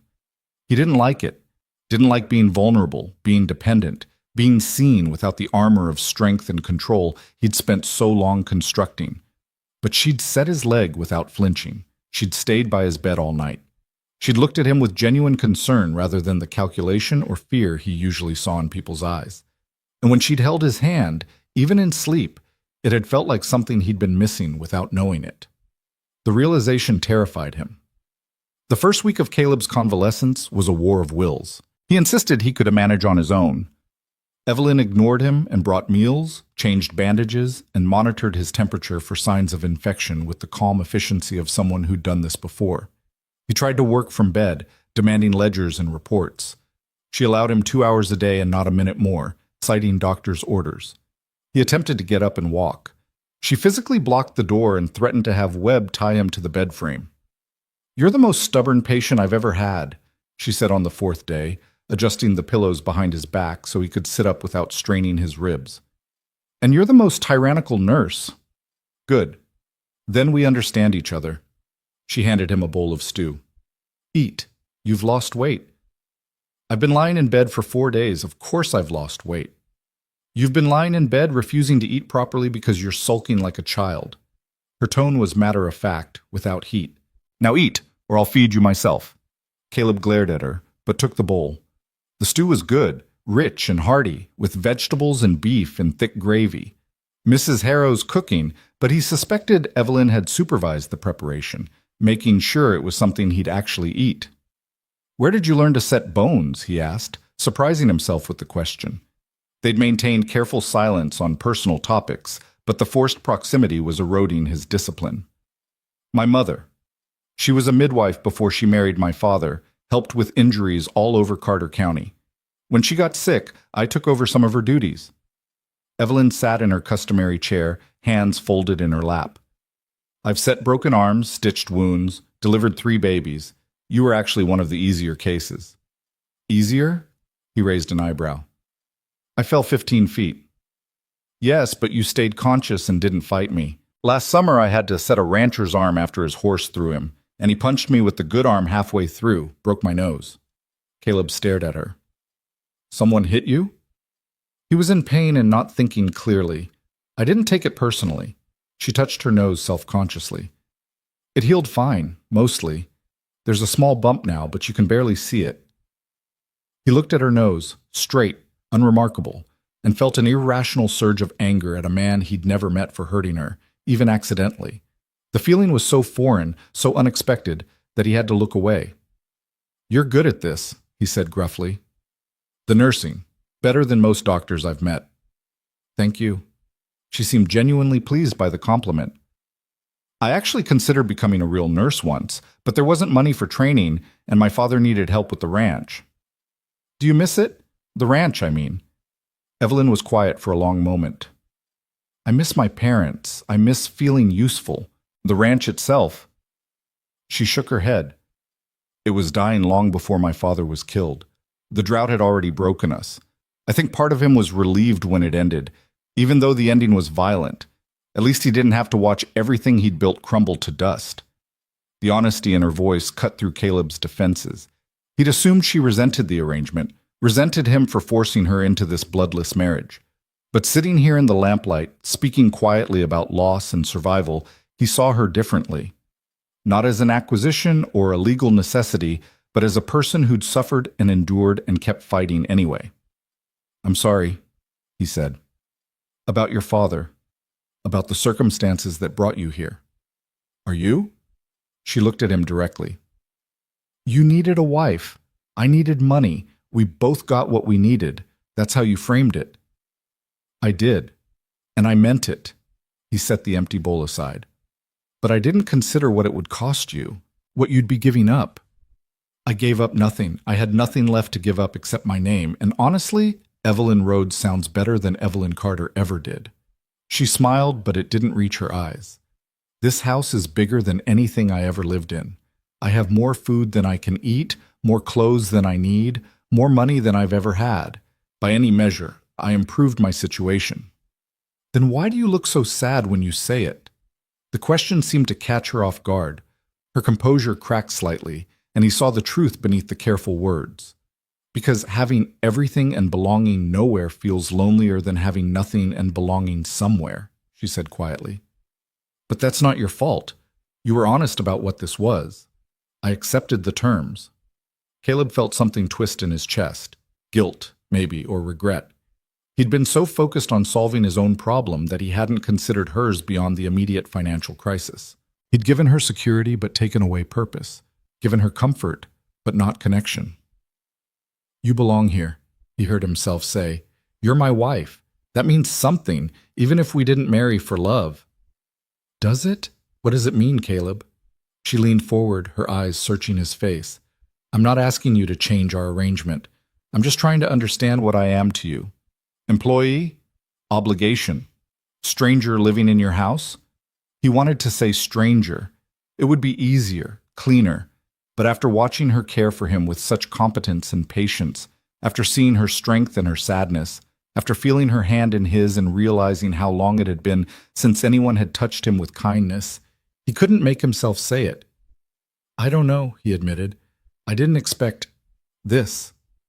"Neither did I." They sat in silence as night deepened outside the windows. Somewhere in the house, a clock chimed 9 times. Evelyn stood smoothing her skirt. "You should sleep. The laudanum will help with the pain." "I don't like laudanum. Makes me fuzzy." "And the pain makes you impossible. Pick your poison." She measured out the dose anyway, holding the spoon with the same implacable calm she'd shown all week. "Open." "I'm not a child." "Then stop acting like one and take your medicine." Caleb opened his mouth, accepting the bitter liquid with poor grace. Evelyn set the bottle aside and pulled the blanket up over his chest. "Do you need anything else before I go?" "Stay." The word came out before he could stop it, rough and uncertain. "Just for a while. Until I fall asleep." She hesitated, surprise flickering across her face. "All right." She settled back into the chair, and Caleb found his eyes growing heavy as the laudanum took hold. The last thing he saw before sleep claimed him was Evelyn's profile against the lamplight, her face thoughtful and impossibly gentle. And for the first time in longer than he could remember, he didn't sleep alone. The second week brought a shift in their dynamic that neither acknowledged but both felt. Evelyn moved a writing desk into Caleb's room so she could work on correspondence while keeping him company. She read to him from newspapers and novels when he grew too restless to sleep. They played chess. He won the first 3 games, then she started winning, much to his irritation and grudging respect. They talked, cautiously at first, then with increasing ease, about everything except the things that mattered most. He learned she could speak passable French, taught by her mother. She learned he'd been a scout in the army before buying the ranch. He learned she'd wanted to see the ocean. She learned he'd seen it and found it overrated. Small revelations, carefully rationed, building a foundation of something more than strangers but less than friends. The third week, Caleb was allowed to sit in a chair by the window for short periods. Evelyn would help him navigate the painful process of moving from bed to chair, her hands firm and steady on his arm, her body close enough that he could smell lavender soap and something uniquely her. "You don't have to help," he said once, hating his own weakness. "I can manage." "I know you can, but why should you suffer alone when I'm here?" She adjusted the pillows behind his back. "Besides, if you fall and break something else, I'll have to nurse you even longer. This is self-preservation." Practical as always. One of us has to be. She handed him a book. Page 43. You were enjoying it yesterday. It was a novel about exploration in Africa, full of adventure and danger. Caleb had always preferred factual accounts, but Evelyn had insisted he try fiction, and he'd discovered, much to his annoyance, that she was right. The story was engaging. Will you read to me? He asked, then immediately wanted to take it back. He sounded pathetic, needy, but Evelyn just smiled and took the book. Of course. Her voice was clear and expressive, bringing the words to life in a way that made the room disappear. Caleb found himself watching her more than listening. The way her eyebrows drew together during tense scenes, the slight smile when something amused her, the unconscious grace of her hands as she turned pages. She was beautiful, he realized with a start. Not conventionally, her features were too strong, her build too tall, but there was something compelling about her, strength without hardness, kindness without weakness, a quiet resilience that matched Montana itself. What are you staring at? Evelyn asked without looking up from the book. Nothing. Keep reading. She gave him a knowing look but continued the story. That night, after she'd helped him back to bed and said goodnight, Caleb lay awake listening to her footsteps retreat down the hall to her own room. The house felt emptier after she left. The silence felt heavier. He'd gotten used to her presence. Worse, he'd started looking forward to it. This wasn't part of the arrangement. The fourth week brought the storm. Evelyn had returned to sleeping in her own room once Caleb was stable enough not to need constant monitoring. But on a Thursday night in early November, thunder rolled across the mountains and rain began to hammer the roof with violent intensity. Wind screamed around the house, rattling windows and making the whole structure groan. Caleb woke to a crash, something heavy slamming against the side of the building. He tried to get up, forgetting his leg, and fell back with a curse as pain shot through him. His door opened, and Evelyn appeared in her nightgown, a lamp in her hand, her hair loose around her shoulders. Are you all right? I heard you. She stopped, taking in his position half out of bed, his face tight with pain. What were you thinking? Something hit the house. I need to check. You need to stay in bed. I'll check. She set the lamp down and came to help him lie back down. Another crash, closer this time, followed by the distinct sound of breaking glass somewhere on the first floor. You can't go down there alone, Caleb said. Wake Webb. Get some of the men. In this storm? They're probably dealing with their own problems in the bunkhouse. Lightning flashed, illuminating her face in stark white. I'll be fine. Stay here. Evelyn, but she was already gone, taking the lamp with her, leaving him in darkness broken only by lightning. Caleb lay there cursing his broken leg, his helplessness, the storm, and every choice that had led to this moment. 5 minutes passed, then 10. Each crash of thunder made him flinch, imagining Evelyn hurt, trapped, alone. Then footsteps on the stairs, quick and light, and she was back. A tree branch came through the parlor window, she reported, slightly breathless. I pushed it back out and nailed boards over the window. The rain's coming in, but it'll hold until morning. Everything else is secure. You nailed boards by yourself? In the dark? I had the lamp, and I'm stronger than I look. She was soaked, her nightgown plastered to her body, her hair dripping. She shivered violently. You need to get out of those wet clothes before you catch pneumonia, Caleb said. Go change. I will. I just wanted to make sure you were... Thunder exploded directly overhead, so loud it seemed to shake the foundations. Evelyn jumped, and in the lightning flash that followed, Caleb saw real fear on her face. Are you afraid of storms? He asked. No, yes, maybe... She wrapped her arms around herself. My mother died during a storm like this. The fever took her, but I always associate that night with the thunder and the rain and feeling so helpless. Another crack of lightning, another boom of thunder. The house shuddered. Stay here, Caleb said impulsively. Tonight, you shouldn't be alone. I'm fine. I'll just... Evelyn. He caught her hand. Please, I don't want to be alone either. It was the truth, raw and unguarded. He expected her to pull away, to maintain the boundaries they'd worked so hard to establish, but instead she nodded. Let me change into something dry first. She disappeared into the dressing room attached to his bedroom, a space she'd been using to store some of her clothes for convenience during his recovery. When she emerged, she wore a simple cotton nightgown and wrapper, her hair toweled dry but still damp. She hesitated at the edge of the bed. "I can sleep in the chair. There's room here. I can't exactly move around much." Caleb shifted carefully to one side, creating space. "Unless you're uncomfortable." "No, it's fine." But her voice was uncertain as she climbed carefully onto the other side of the bed, maintaining distance between them.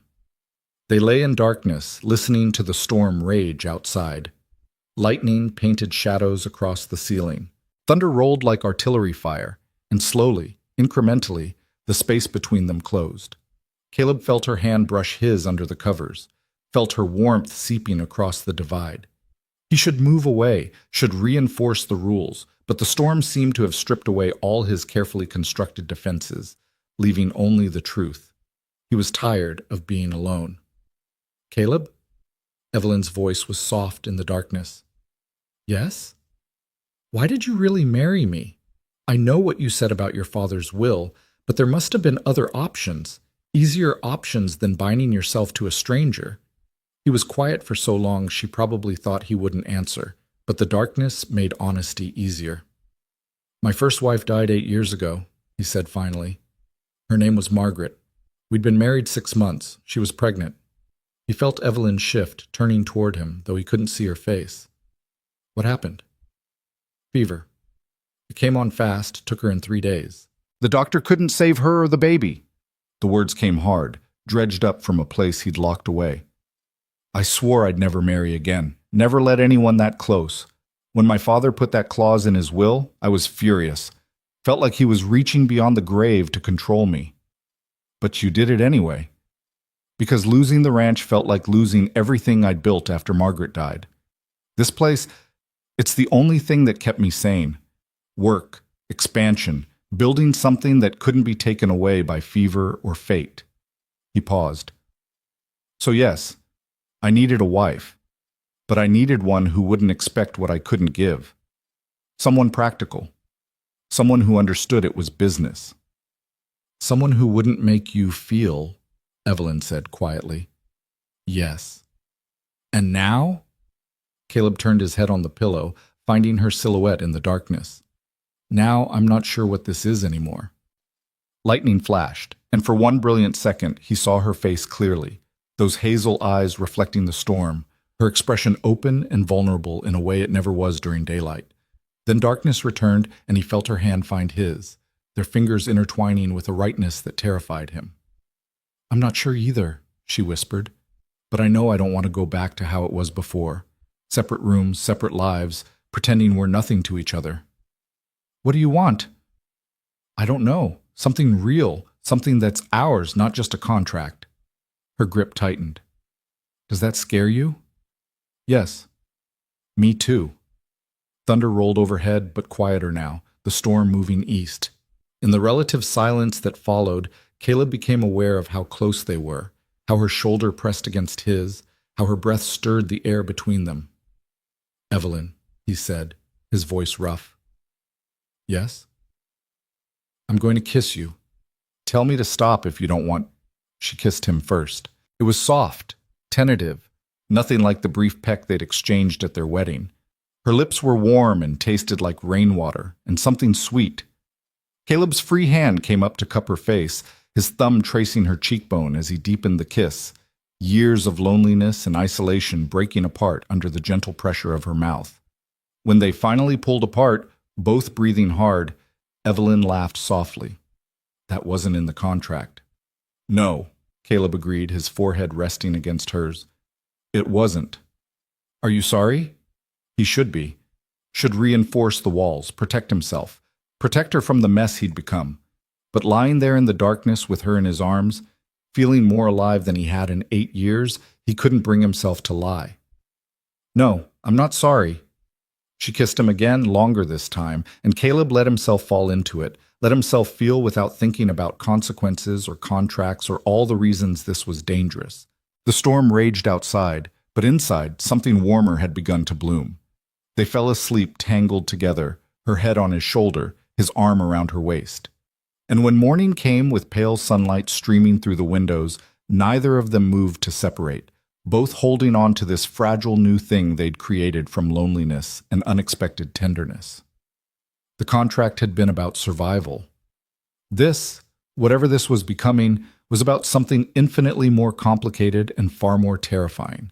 This was about wanting, about needing, about two people who'd agreed to share a name discovering they might want to share much more. And in the clear light of morning, with Evelyn's breath warm against his chest and her hand over his heart, Caleb Rhodes realized that the walls he'd built to protect himself had become a prison. She'd found a way in. And heaven help him, he didn't want her to leave. The morning after the storm brought a clarity that was almost painful. Evelyn woke first, finding herself wrapped around Caleb like she'd been sleeping beside him for years instead of hours. His chest rose and fell beneath her cheek in steady rhythm, his heartbeat strong and sure under her palm. She should move, should slip away before he woke, and they had to face what had happened between them in the darkness. But she didn't want to move, didn't want to return to separate rooms and careful distance and pretending this pull between them didn't exist. Caleb stirred, his arm tightening around her waist before his eyes opened. For a moment they just looked at each other, the morning light painting everything in shades of gold. Then reality reasserted itself, and Evelyn saw uncertainty flicker across his face. "I should go," she said softly, though she made no move to leave. "Mrs. Harrow will be up soon, and if she finds us, let her find us. You're my wife." But his voice lacked conviction, and Evelyn heard the question beneath the words. "What are we now? What does this mean?" "Am I?" She propped herself up on one elbow, looking down at him. "Last night, in the storm, we crossed a line we said we'd never cross. So I need to know, Caleb, was that real or was it just fear and proximity and loneliness?" He was quiet for a long moment, his blue eyes searching her face. "I don't know how to do this," he admitted finally. "I don't know how to let someone close. Every instinct I have says to push you away before you can hurt me. I'm not going to hurt you. You can't promise that. Nobody can." He reached up, tucking a strand of hair behind her ear with unexpected gentleness. "But I know I don't want to go back to how things were. I know when I woke up and you were here, I felt something I haven't felt in 8 years." "What?" "Hope." The word came out rough, like it hurt to say. "That maybe I don't have to be alone anymore. That maybe this arrangement could become something neither of us planned, but both of us need." Evelyn's heart clenched. "I feel it too. This thing between us, I didn't expect it, didn't want it at first. You terrified me. This whole situation terrified me. But somewhere along the way, taking care of you, talking to you, learning who you are beneath all that armor, I started to want more. More than the contract. More than survival." She traced the line of his jaw with her fingertips. "I want whatever this is, even if it's messy and complicated and nothing like what either of us planned." Caleb pulled her down into a kiss that was different from the ones they'd shared in the darkness. This one was deliberate, a choice made in full light. When they broke apart, he was almost smiling. "We're terrible at following our own rules," he said. "Then maybe we need new rules." "Such as?" "No more separate wings, no more pretending we're strangers, no more measuring out affection like it's a limited resource." She kissed him again, soft and quick. "We're married, Caleb. Let's actually try being married. I'll probably be bad at it. I'm not good with emotion or romance or any of the things women usually want." "Good thing I'm not most women." Evelyn sat up, immediately missing his warmth. "I don't need poetry or grand gestures. I just need honesty. Can you give me that?" "Yes." He caught her hand, holding her in place. "Starting with this, I'm falling for you, Evelyn. I don't know when it started, maybe when you set my leg without flinching, maybe when you stayed by my bed all night, maybe the first time you argued with me instead of backing down. But somewhere along the way, you stopped being just a solution to a problem and started being someone I can't imagine living without." The words hit her like a physical force, stealing her breath. She'd hoped, but she hadn't dared believe. Now here he was, this hard, closed man, offering her something fragile and precious. "I'm falling for you too," she whispered. "Probably have been since you demanded I tell someone before I went walking, like you actually cared if something happened to me." "I did care. I do care." He pulled her back down beside him.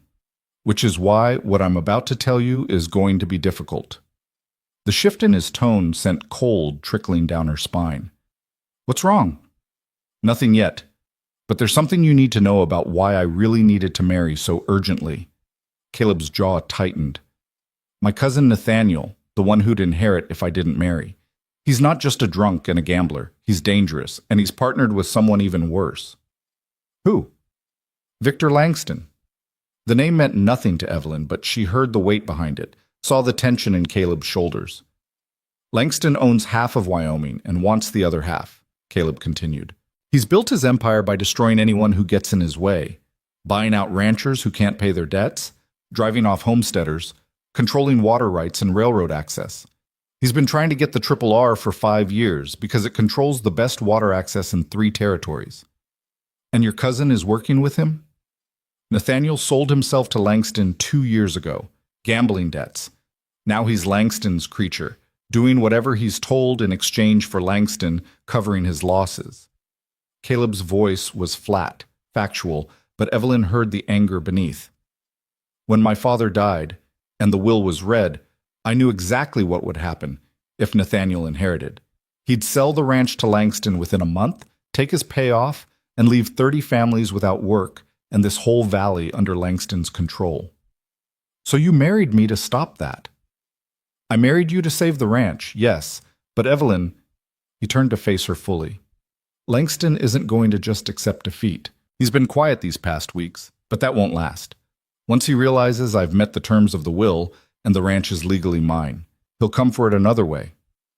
What way? I don't know yet, but men like Langston don't quit. They just change tactics.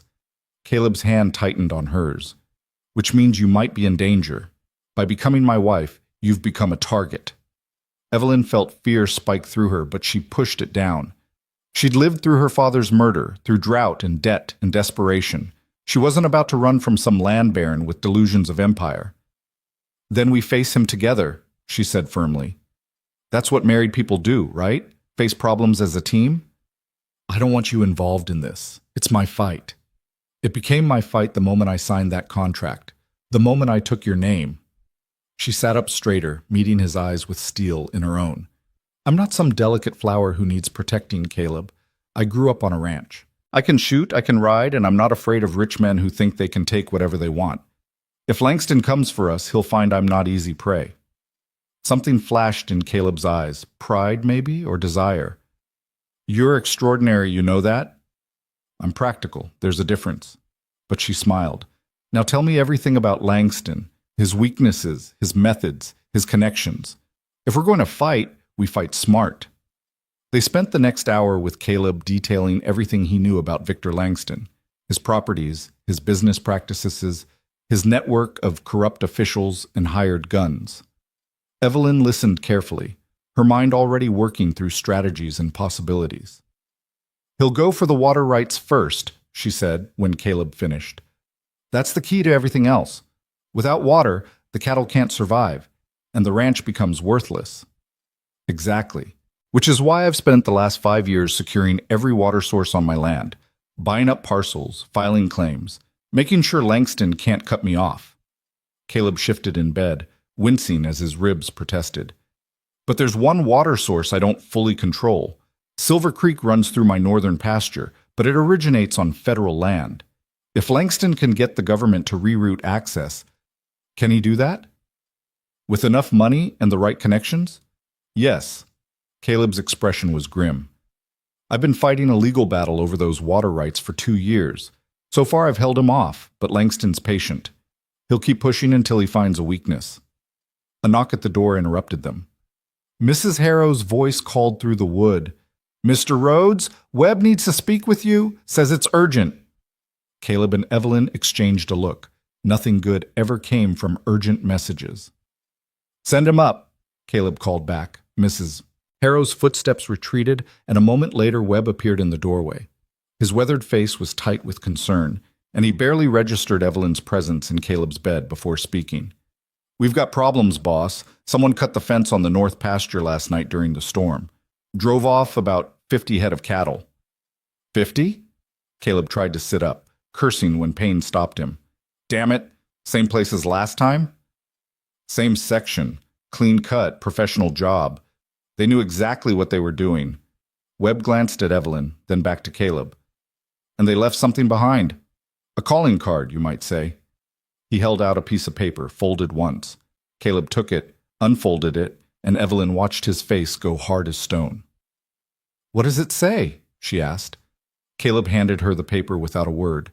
The message was brief, written in careful script. "Marriage won't save you. One way or another, the Triple R will be mine. VL." "Langston," Evelyn breathed. "He's making his move." Caleb's voice was cold, controlled, but she could see fury burning in his eyes. "Webb, gather the men. I want every inch of fence checked, every water source monitored, and armed patrols on the property boundaries starting tonight." "You're in no condition to run operations," Webb said bluntly. "Legs still got 4 weeks healing time at least." "Then you'll be my legs. But this is my ranch, my fight, and I'll be damned if I let Langston intimidate me from a sickbed." Caleb's jaw was set in a way that said arguing would be pointless. "Send someone to town. I need Sheriff Mackey out here to file a report about the theft. And send word to my lawyer in Helena. I want him reviewing every land deed, every water claim, every document related to this ranch. If Langston's looking for legal weaknesses, we need to find them first." "I'm on it." Webb turned to go, then paused. "Mrs. Rhodes, good to see you're still here. The boss has been less of a bear with you around." He left before Caleb could respond, closing the door behind him with what might have been a knowing smile. "Less of a bear?"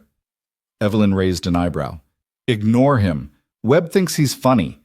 But Caleb's attention was already back on the note, his mind clearly racing through scenarios and strategies. 50 head isn't enough to cripple us, but it's a warning. Langston's showing me he can strike whenever he wants, that my security isn't as tight as I thought. Or he's testing your response, seeing how you'll react, what defenses you'll put in place. Evelyn stood, moving to the window that overlooked the northern pastures. "If I were planning to take this ranch, I'd want to know my enemy's capabilities first. This might just be reconnaissance." Caleb studied her with new appreciation. "You have a strategic mind. My father fought rustlers for years. You learn to think like your enemy." She turned back to him. "Langston expects you to be weakened by your injury, distracted by defending against small attacks. But what if we went on offense instead?" "What do you mean?" "You said Langston has enemies, other ranchers he's destroyed, people he's crossed. What if we built a coalition against him? Strength in numbers." Evelyn's mind was working quickly now, pieces falling into place. "He's powerful, but he's not invincible. If enough people stand together, even he can't fight everyone at once." Caleb was quiet for a moment, considering. "It's risky. Anyone who stands against Langston becomes a target. They're already targets, they just don't know it yet. Langston won't stop with you. He'll keep expanding, keep consuming, until he owns everything." She came back to the bed, sitting on the edge. "But if we can show people there's another way, that they don't have to surrender or run, maybe we can turn the tide." "You're talking about war. I'm talking about survival." "Which is something I know a little bit about." Evelyn took his hand. "We can't fight this alone, Caleb. We need allies." He looked at their joined hands, then up at her face, and she saw the moment he made his decision. "All right, we'll try it your way. But Evelyn, this gets dangerous. You pull back. I won't have you hurt because of my problems." "Our problems," she corrected. "I'm your wife, remember? We're in this together." The words hung between them, weighted with new meaning. They weren't just talking about Langston anymore. They were talking about everything, the ranch, the future, whatever this thing between them was becoming. "Together," Caleb repeated, pulling her down for a kiss that sealed the promise. "I'm still getting used to that word." "So am I," Evelyn smiled against his mouth. "But I think I like it." The next 2 weeks transformed the Triple R into something between a fortress and a staging ground. Despite his injury, Caleb ran operations from his bedroom, sending Webb and Evelyn as his proxies to meet with neighboring ranchers. The response was mixed. Some were willing to stand against Langston, others too frightened of retribution. But slowly, carefully, they built a network of allies. Evelyn discovered she had a talent for persuasion. She spoke plainly about what Langston had already done, what he would do if left unchecked, and what they could accomplish if they stood together. Some men were resistant to taking direction from a woman, but most came around when they saw her conviction and Caleb's unwavering support. "You're good at this," Caleb told her one evening after she'd returned from meeting with 3 ranchers south of the Triple R. "Better than I'd be. They trust you. They trust that I'm not trying to manipulate them for personal gain." Evelyn was reviewing notes at the desk they'd set up in his room, her hair falling loose from its pins after a long day. "Half of them thought you were going to try to take over their operations. I convinced them you just want to protect what's yours." "What's ours?" Caleb corrected quietly. She looked up, surprised and pleased by the distinction. "Ours," she agreed. They'd fallen into a new rhythm over these weeks. Evelyn still slept in Caleb's room, ostensibly to monitor his recovery, but really because neither of them wanted to return to separate spaces. They were careful around the ranch hands, and Mrs. Harrow, maintaining propriety, but in private they let the walls fall away. It was during one of these private moments, 3 weeks after the storm, that everything changed again. Evelyn was helping Caleb with the painful exercises Dr. Patterson had prescribed to prevent his leg muscles from atrophy. She supported his weight as he practiced putting pressure on the healing bone, her hands firm on his arm. "That's good," she encouraged. "A few more steps." "Easy for you to say. You too. You're not the one—" Caleb's words cut off as the door burst open. Webb stood there, his face pale. "Riders coming in fast. 20 men, maybe more. Langston's at the front." Caleb's expression went cold and hard. "Get the men armed and ready. No one fires unless fired upon, but make sure everyone's visible. I want Langston to see exactly how many guns he's facing." "You can't meet him like this," Evelyn protested as Caleb reached for his crutches. "You can barely walk." "I'm not meeting him from a sickbed like an invalid. Help me downstairs." There was no arguing with that tone. Evelyn grabbed his coat and helped him navigate the stairs, every step clearly painful, but his face showing nothing. By the time they reached the porch, the riders had arrived. Victor Langston was everything Evelyn had imagined and worse. Tall, broad-shouldered, dressed in expensive clothes that looked out of place on a working ranch. He had steel-gray hair, cold eyes, and a smile that never reached them. Behind him, 20 armed men sat their horses in a show of force designed to intimidate. "Caleb Rhodes." Langston dismounted smoothly, his movement suggesting a man comfortable with power. "Heard you had an accident. Hope you're recovering well." Well enough to receive uninvited guests. Caleb stood straight despite the crutches, projecting strength even in weakness. "Though I have to wonder why you brought an army to a neighborly visit." "Protection. These are dangerous times." Langston's eyes slid to Evelyn.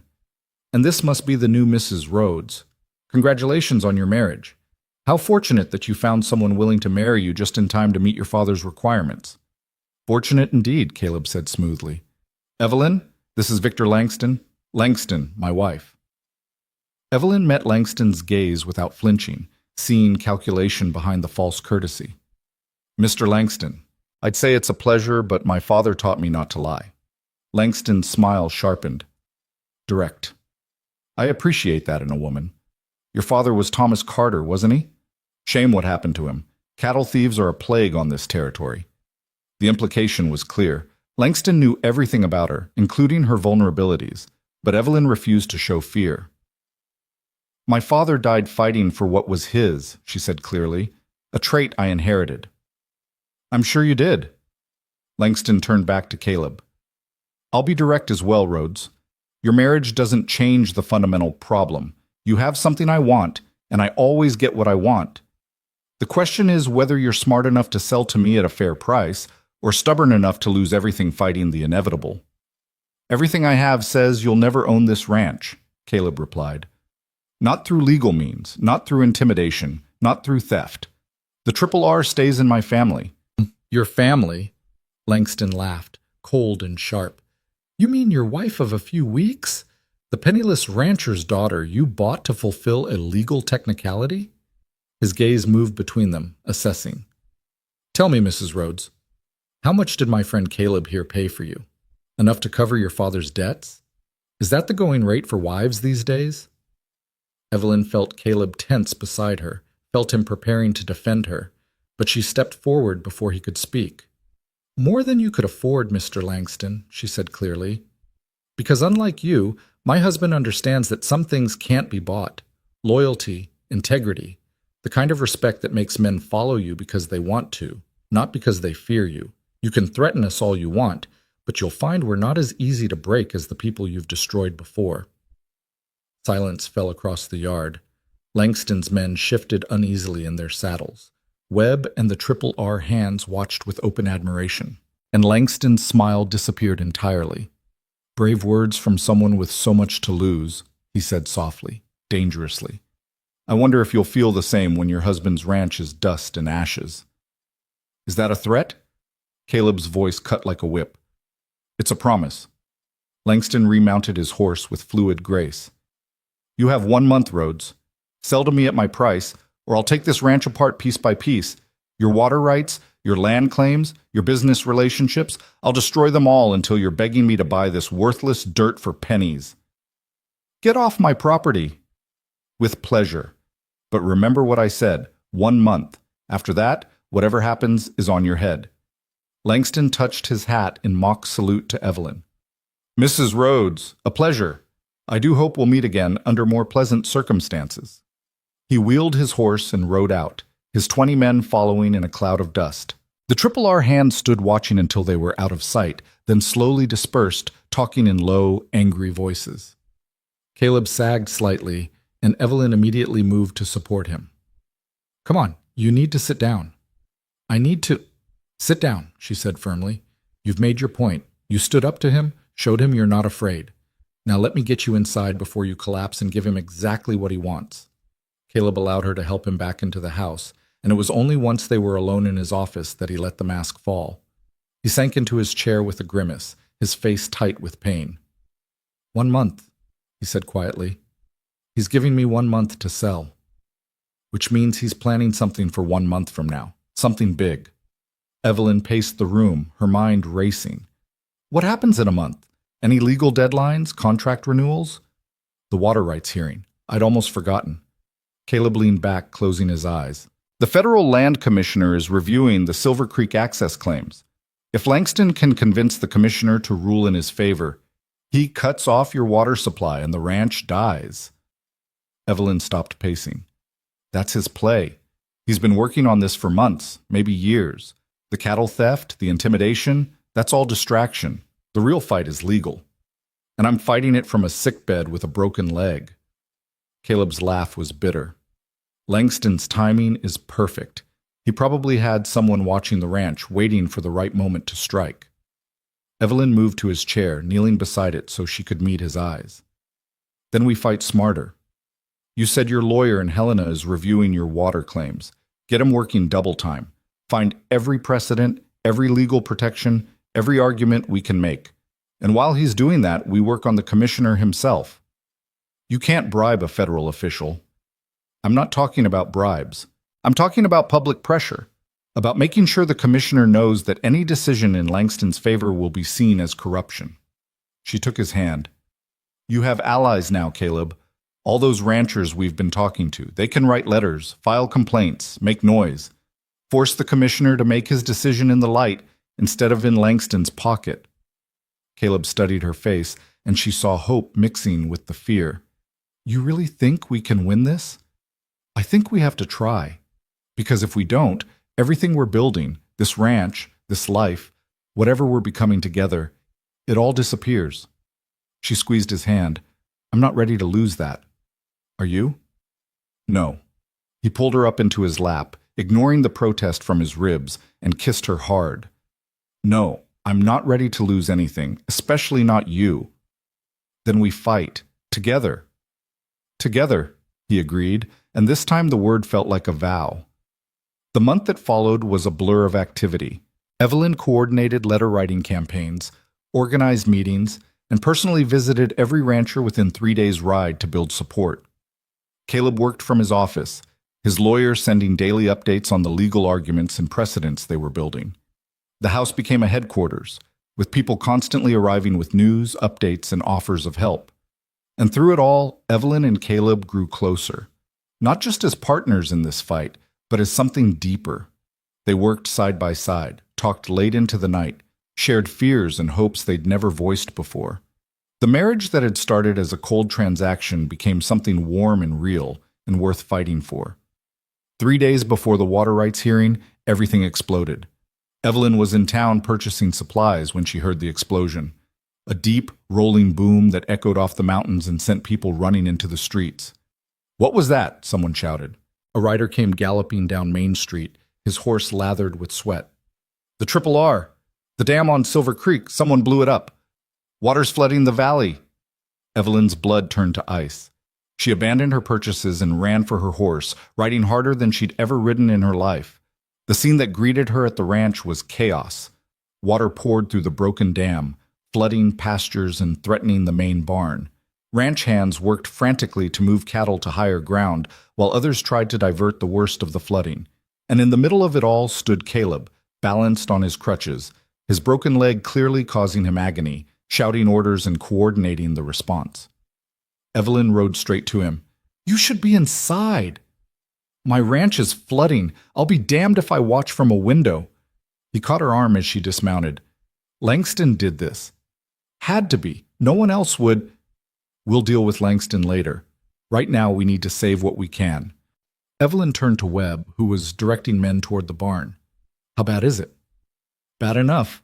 We'll lose the south pasture for sure, maybe the equipment shed. If we can redirect the flow before it hits the barn." "Show me where. I'll help." For the next 6 hours, Evelyn worked alongside the men, digging trenches, piling sandbags, doing everything possible to minimize the damage. Caleb refused to leave despite his injury, coordinating efforts and making split-second decisions that saved buildings and livestock. By the time the water finally slowed to a manageable flow, they were all exhausted, covered in mud, and looking at thousands of dollars in damage. But they'd saved the ranch. The main buildings were intact, most of the herd was safe, and the water, though displaced, could be redirected once they rebuilt the dam. "He's trying to destroy us before the hearing," Caleb said that night as they surveyed the damage by lamplight, "showing the commissioner that my water management is unstable, that I can't be trusted with access to Silver Creek." "Then we show the commissioner exactly who destroyed that dam." Evelyn pointed to marks in the mud near the dam's remains. "Look, boot prints, and they're recent, after the explosion but before the flooding got bad. Someone stayed to watch their handiwork." Webb, who joined them, knelt to examine the prints. "These match the riders who came with Langston. I'd recognize these boot heels anywhere. Custom-made, expensive." "Get the sheriff out here," Caleb ordered, "and make sure he documents everything. The prints, the evidence of explosives, all of it. I want a formal complaint filed against Langston before the hearing." "Will it be enough?"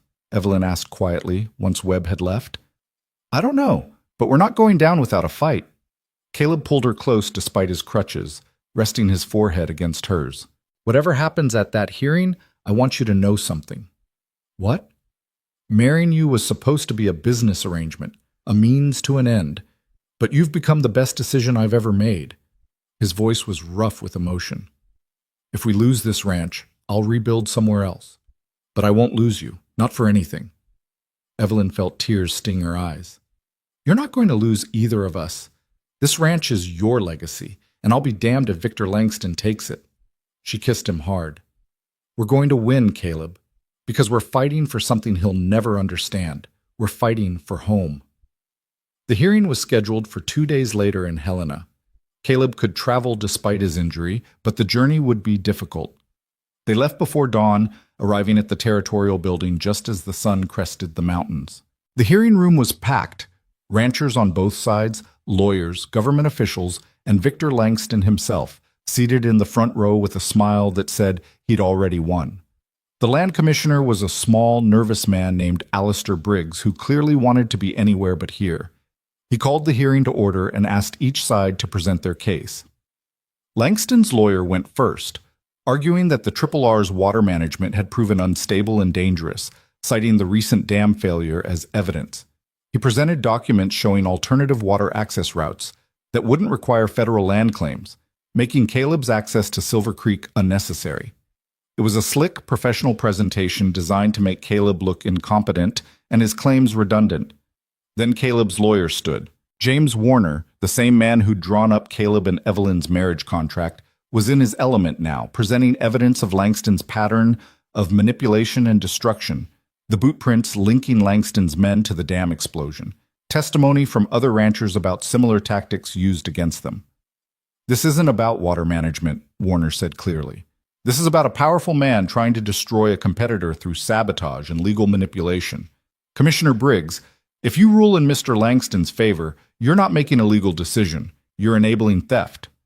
Commissioner Briggs looked distinctly uncomfortable. "These are serious allegations, Mr. Warner. Do you have proof?"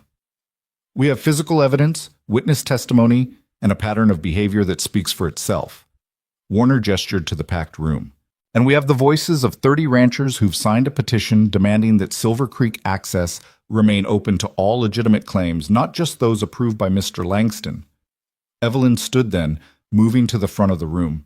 She hadn't planned to speak, but seeing Langston's smug confidence, she couldn't stay silent. "Commissioner Briggs, may I address the commission?" Briggs looked flustered. "This is highly irregular." "Let her speak," Langston said, his tone amused. "I'm curious what the new Mrs. Rhodes has to say." Evelyn ignored him, focusing on the commissioner. "My name is Evelyn Rhodes. 6 weeks ago, I was Evelyn Carter, a rancher's daughter from Cedar Falls. My father was murdered by cattle thieves. I lost everything except the clothes I wore and my family's name. I married Caleb Rhodes because I needed to survive, and he needed to meet the terms of his father's will." She saw Langston's eyes narrow, saw people in the room leaning forward. "But in these weeks, I've learned something about my husband and the Triple R. They represent everything good about this territory: hard work, integrity, building something lasting from raw land. Mr. Langston represents the opposite. He wants to own everything without building anything. He wants power without responsibility. And if you give him control of Silver Creek, you're not just hurting one ranch. You're telling every small operator in Montana that the law protects the powerful, not the just." "Mrs. Rhodes," Commissioner Briggs tried to interrupt. "I'm almost finished. Commissioner, my father died fighting for what was his. I won't let his death, or the deaths of everyone else Langston has destroyed, mean nothing. Rule fairly. Look at the evidence. And remember that your decision today will define whether this territory has a future worth fighting for, or whether we're all just waiting for men like Langston to buy us out and tear us down." She sat down to absolute silence. Then slowly, the ranchers in the room began to applaud. Not all of them. Some were clearly Langston's allies, but enough that Commissioner Briggs looked shaken. Langston wasn't smiling anymore. The commissioner called a recess to review the evidence. Evelyn and Caleb waited in the hallway, surrounded by supporters who congratulated her speech. "You were magnificent," Caleb said quietly, taking her hand. "Completely terrifying and absolutely magnificent." "I just told the truth." "Which is the most dangerous thing you can do to a man like Langston." He kissed her forehead. "Whatever happens now, I'm proud of you." 2 hours later, Commissioner Briggs returned with his decision. After reviewing the evidence and testimony, this commission finds that the Triple R Ranch has legitimate and long-standing claims to Silver Creek access. Furthermore, evidence suggests that recent damage to water management structures was the result of criminal sabotage, not mismanagement. Therefore, all existing water rights are hereby confirmed and protected under federal law. The room erupted. Langston shot to his feet, his face dark with fury, but there was nothing he could do. The decision was final. Evelyn and Caleb stood together, hands clasped, as their allies surrounded them with congratulations and relief. They'd won. Against all odds. Against a man who'd never lost before, they'd won. Langston pushed through the crowd, stopping in front of them. His expression was cold murder. "This isn't over, Rhodes. Not by a long shot." "Yes, it is," Caleb said calmly. "You lost, Langston. Accept it and move on." "I never lose. I just changed tactics." Langston's eyes moved to Evelyn. "Enjoy your victory while it lasts, Mrs. Rhodes. Nothing good lasts forever." He left before Caleb could respond, his men trailing behind him like dark shadows. Webb appeared at Caleb's elbow. Want me to keep an eye on him? No, he's done. He knows if he comes after us now, after losing publicly, he'll look weak. Men like Langston value their reputation above everything. Caleb turned to Evelyn. Let's go home. The ride back to the Triple R was triumphant. Word had spread fast, and as they rode through Cedar Falls, people came out to wave and congratulate them. The small ranchers, the shopkeepers, everyone who'd suffered under Langston's shadow, they all saw this as their victory too. That night, Evelyn and Caleb stood on the porch of the main house, looking out at land that was finally, truly theirs. The water flowed in Silver Creek, the cattle grazed peacefully, and the future stretched ahead full of possibility instead of threat. We did it, Evelyn said softly. We actually did it. You did it. Your speech, your courage, your refusal to back down. That's what won today. Caleb pulled her close, his arms strong around her despite the crutches he'd finally abandoned that morning. I'm falling in love with you, Evelyn Rhodes. Completely, utterly, terrifyingly in love. She turned in his arms, her heart full to bursting. I'm already there. Have been for weeks, probably. I just didn't know how to tell you. He kissed her under the Montana stars, and it felt like every promise they'd never made, every hope they'd been afraid to voice, finally coming true. The marriage that had started with nothing but signatures and survival had become something neither of them had dreamed possible. It had become love. And this time, nothing and no one was going to take it away. The victory at the water rights hearing should have been the end of it. Evelyn and Caleb had won against impossible odds, secured their future, and exposed Victor Langston's tactics for what they were. For 3 weeks, life at the Triple R settled into something that felt almost normal. Caleb's leg healed steadily, allowing him to finally walk without crutches. The damaged dam was rebuilt, stronger than before. And most importantly, the careful distance that had defined their marriage dissolved completely. They moved Evelyn's belongings into Caleb's room permanently, though Mrs. Harrow had stopped pretending to be surprised by their arrangement weeks ago. In fact, the housekeeper had become almost warm, occasionally offering Evelyn a rare smile when she thought no one was watching. The ranch hands had long since accepted Evelyn as their boss's true partner, seeking her opinions on ranch matters and following her directions without question. It was the life Evelyn had never dared to dream of during those desperate days after her father's death. Not just survival, but happiness. Not just security, but love. She should have known it was too perfect to last. The trouble started on a cold December morning when Webb came to the house with news that made Caleb's face go pale. Langston's made a formal complaint to the territorial marshal, Webb said, standing in Caleb's office with his hat in his hands. Claims you and your associates conspired to present false evidence at the water rights hearing. Says the boot prints were fabricated, the testimony was coerced. That's insane, Evelyn said from her seat near Caleb's desk. We have a dozen witnesses who saw those prints before anyone touched them. Langston's got his own witnesses saying otherwise, high-paid men who'll swear to anything he tells them to. Webb's expression was grim. Marshall's coming out here tomorrow to investigate. If he believes Langston's story, they could reverse the water rights decision and bring charges against me for perjury, Caleb finished, which would cost me the ranch and possibly put me in prison. Evelyn felt ice slide through her veins. They'd won the battle, but Langston wasn't done with the war. He was just changing tactics, exactly as he'd promised. Can he actually make this stick? She asked, fighting to keep her voice steady. With enough money and the right marshal? Maybe. Caleb stood, pacing to the window. Langston doesn't need to win. He just needs to tie us up in legal fights until we're broke and exhausted. Even if we're eventually cleared, the damage will be done. Then we need to end this, permanently. Evelyn's mind was already racing through possibilities. We can't just keep defending. We need to go after him directly. Caleb turned to look at her. What are you thinking? I'm thinking Langston has spent years building his empire through intimidation and corruption. Men like that always have secrets, things they can't afford to have exposed. She stood, moving to stand beside him. What if we found those secrets and used them against him? Webb shifted uncomfortably. That's dangerous talk, Mrs. Rhodes. Langston's not a man you want to cross that way. He's already crossed us every way possible. I'm just suggesting we return the favor. Evelyn looked at Caleb. You know people in this territory. You have connections, allies. Someone must know something about Langston that he doesn't want public. Caleb was quiet for a long moment, his jaw tight with thought.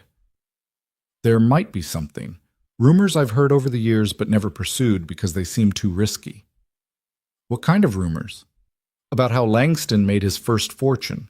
Official story is he inherited money from family back east, invested wisely in land. But there were always whispers that the money came from somewhere else, somewhere illegal. Caleb's eyes met hers. If we could prove that, if we could show his entire empire is built on criminal foundations, it would destroy him, Evelyn finished. But how do we prove something like that? We'd need access to his business records, bank documents, correspondence from those early years. Caleb shook his head. It's impossible. Langston keeps everything locked down tight. What about his cousin? Webb spoke up suddenly. Nathaniel Rhodes, I mean. He's been working for Langston for years.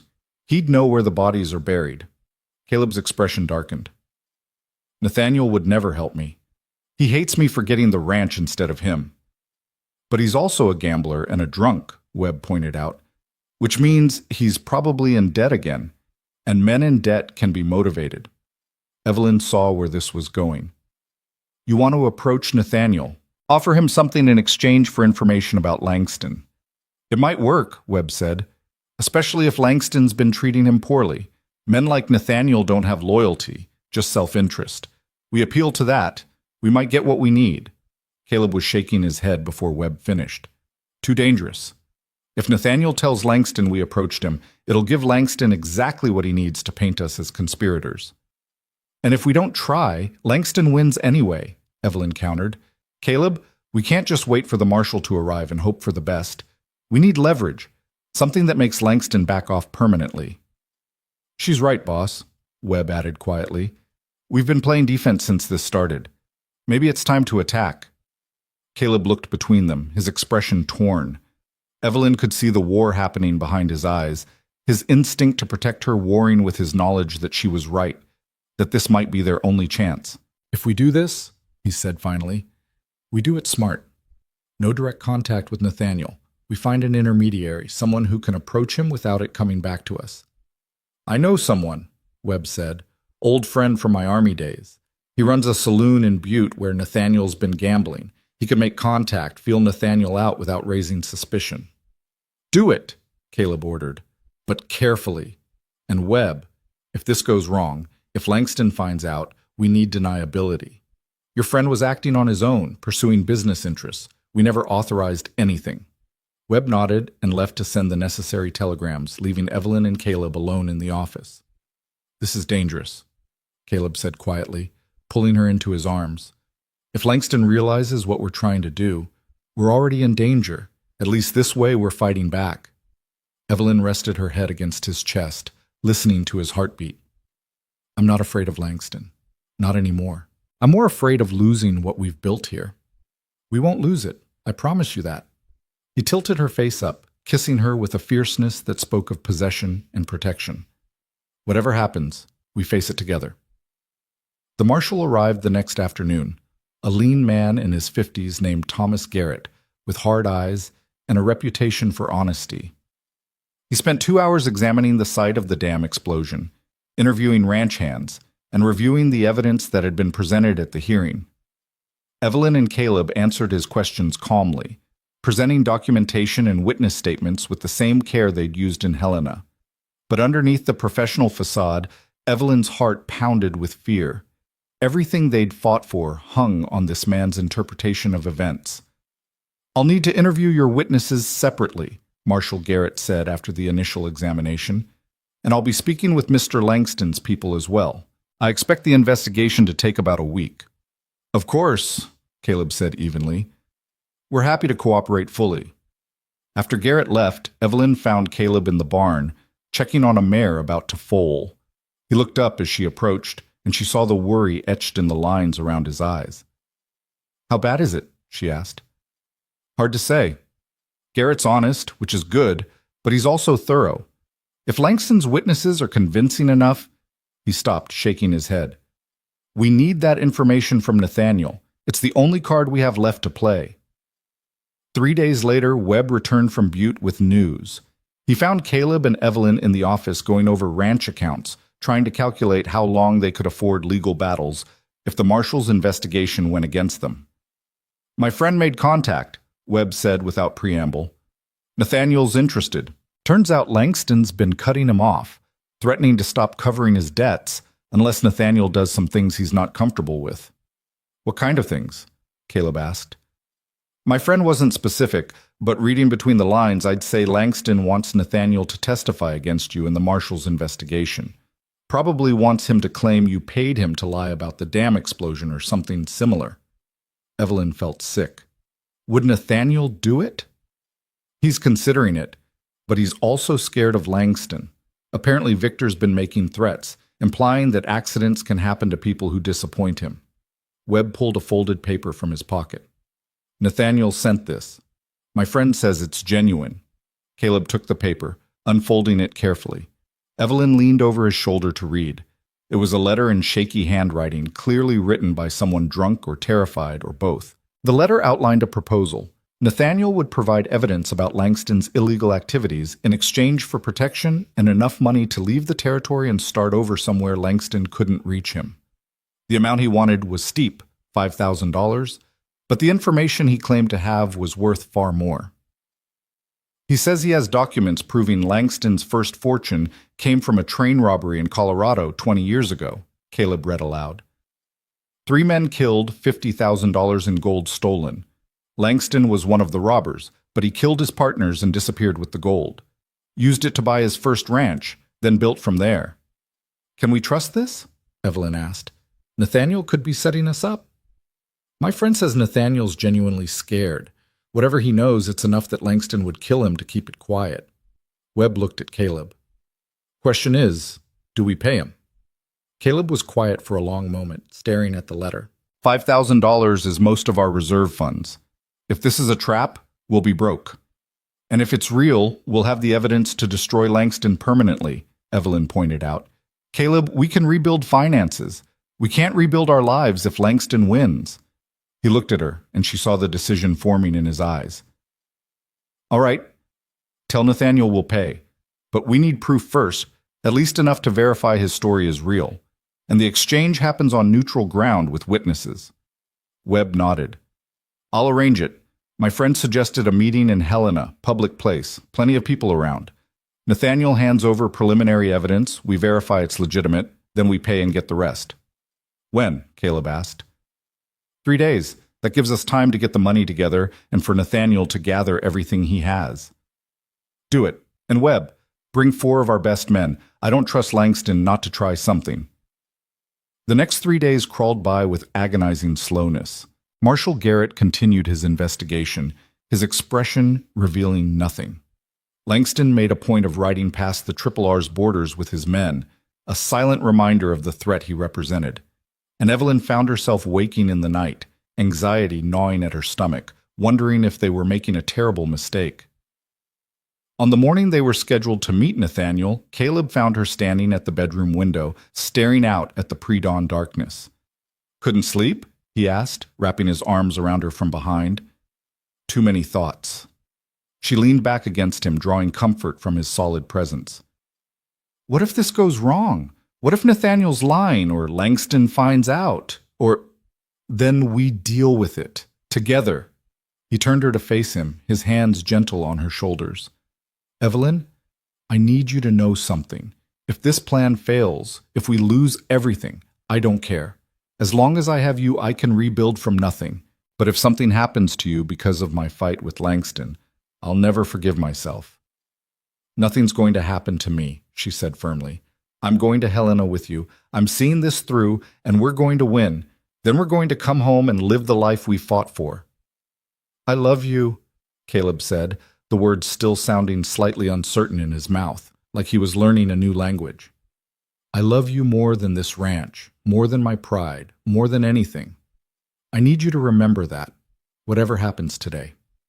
I love you too." She kissed him, trying to pour every ounce of certainty and courage into the contact. "Now, let's go finish this." They rode to Helena with Webb and 4 ranch hands, the $5,000 secured in Caleb's saddlebags.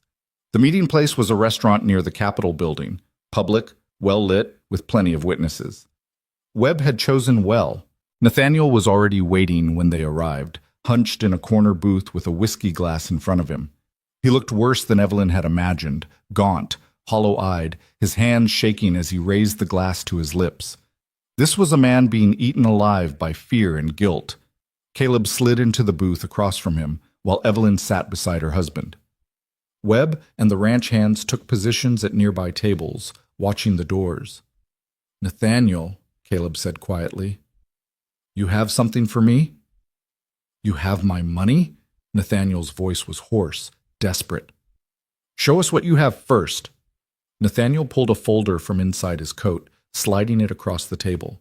His hands trembled so badly the folder nearly fell to the floor. Inside were several documents, bank records, correspondence, and a yellowed newspaper clipping about a train robbery in Colorado, dated 1867. Caleb examined each document carefully while Evelyn read over his shoulder. The bank record showed a large deposit made by Victor Langston in 1867, shortly after the robbery, in an amount that matched the stolen gold. The correspondence included a letter from Langston to an unknown associate discussing disposing of loose ends, dated 2 days after the robbery when the other robbers had been found dead. And the newspaper clipping described the crime in detail, including a sketch of one of the suspected robbers that bore a striking resemblance to a younger Victor Langston. "This is substantial," Caleb said quietly. "But it's not conclusive. A good lawyer could argue coincidence." "I have more," Nathaniel whispered urgently. Letters Langston wrote to his mother bragging about the robbery. The name of the fence who bought the gold.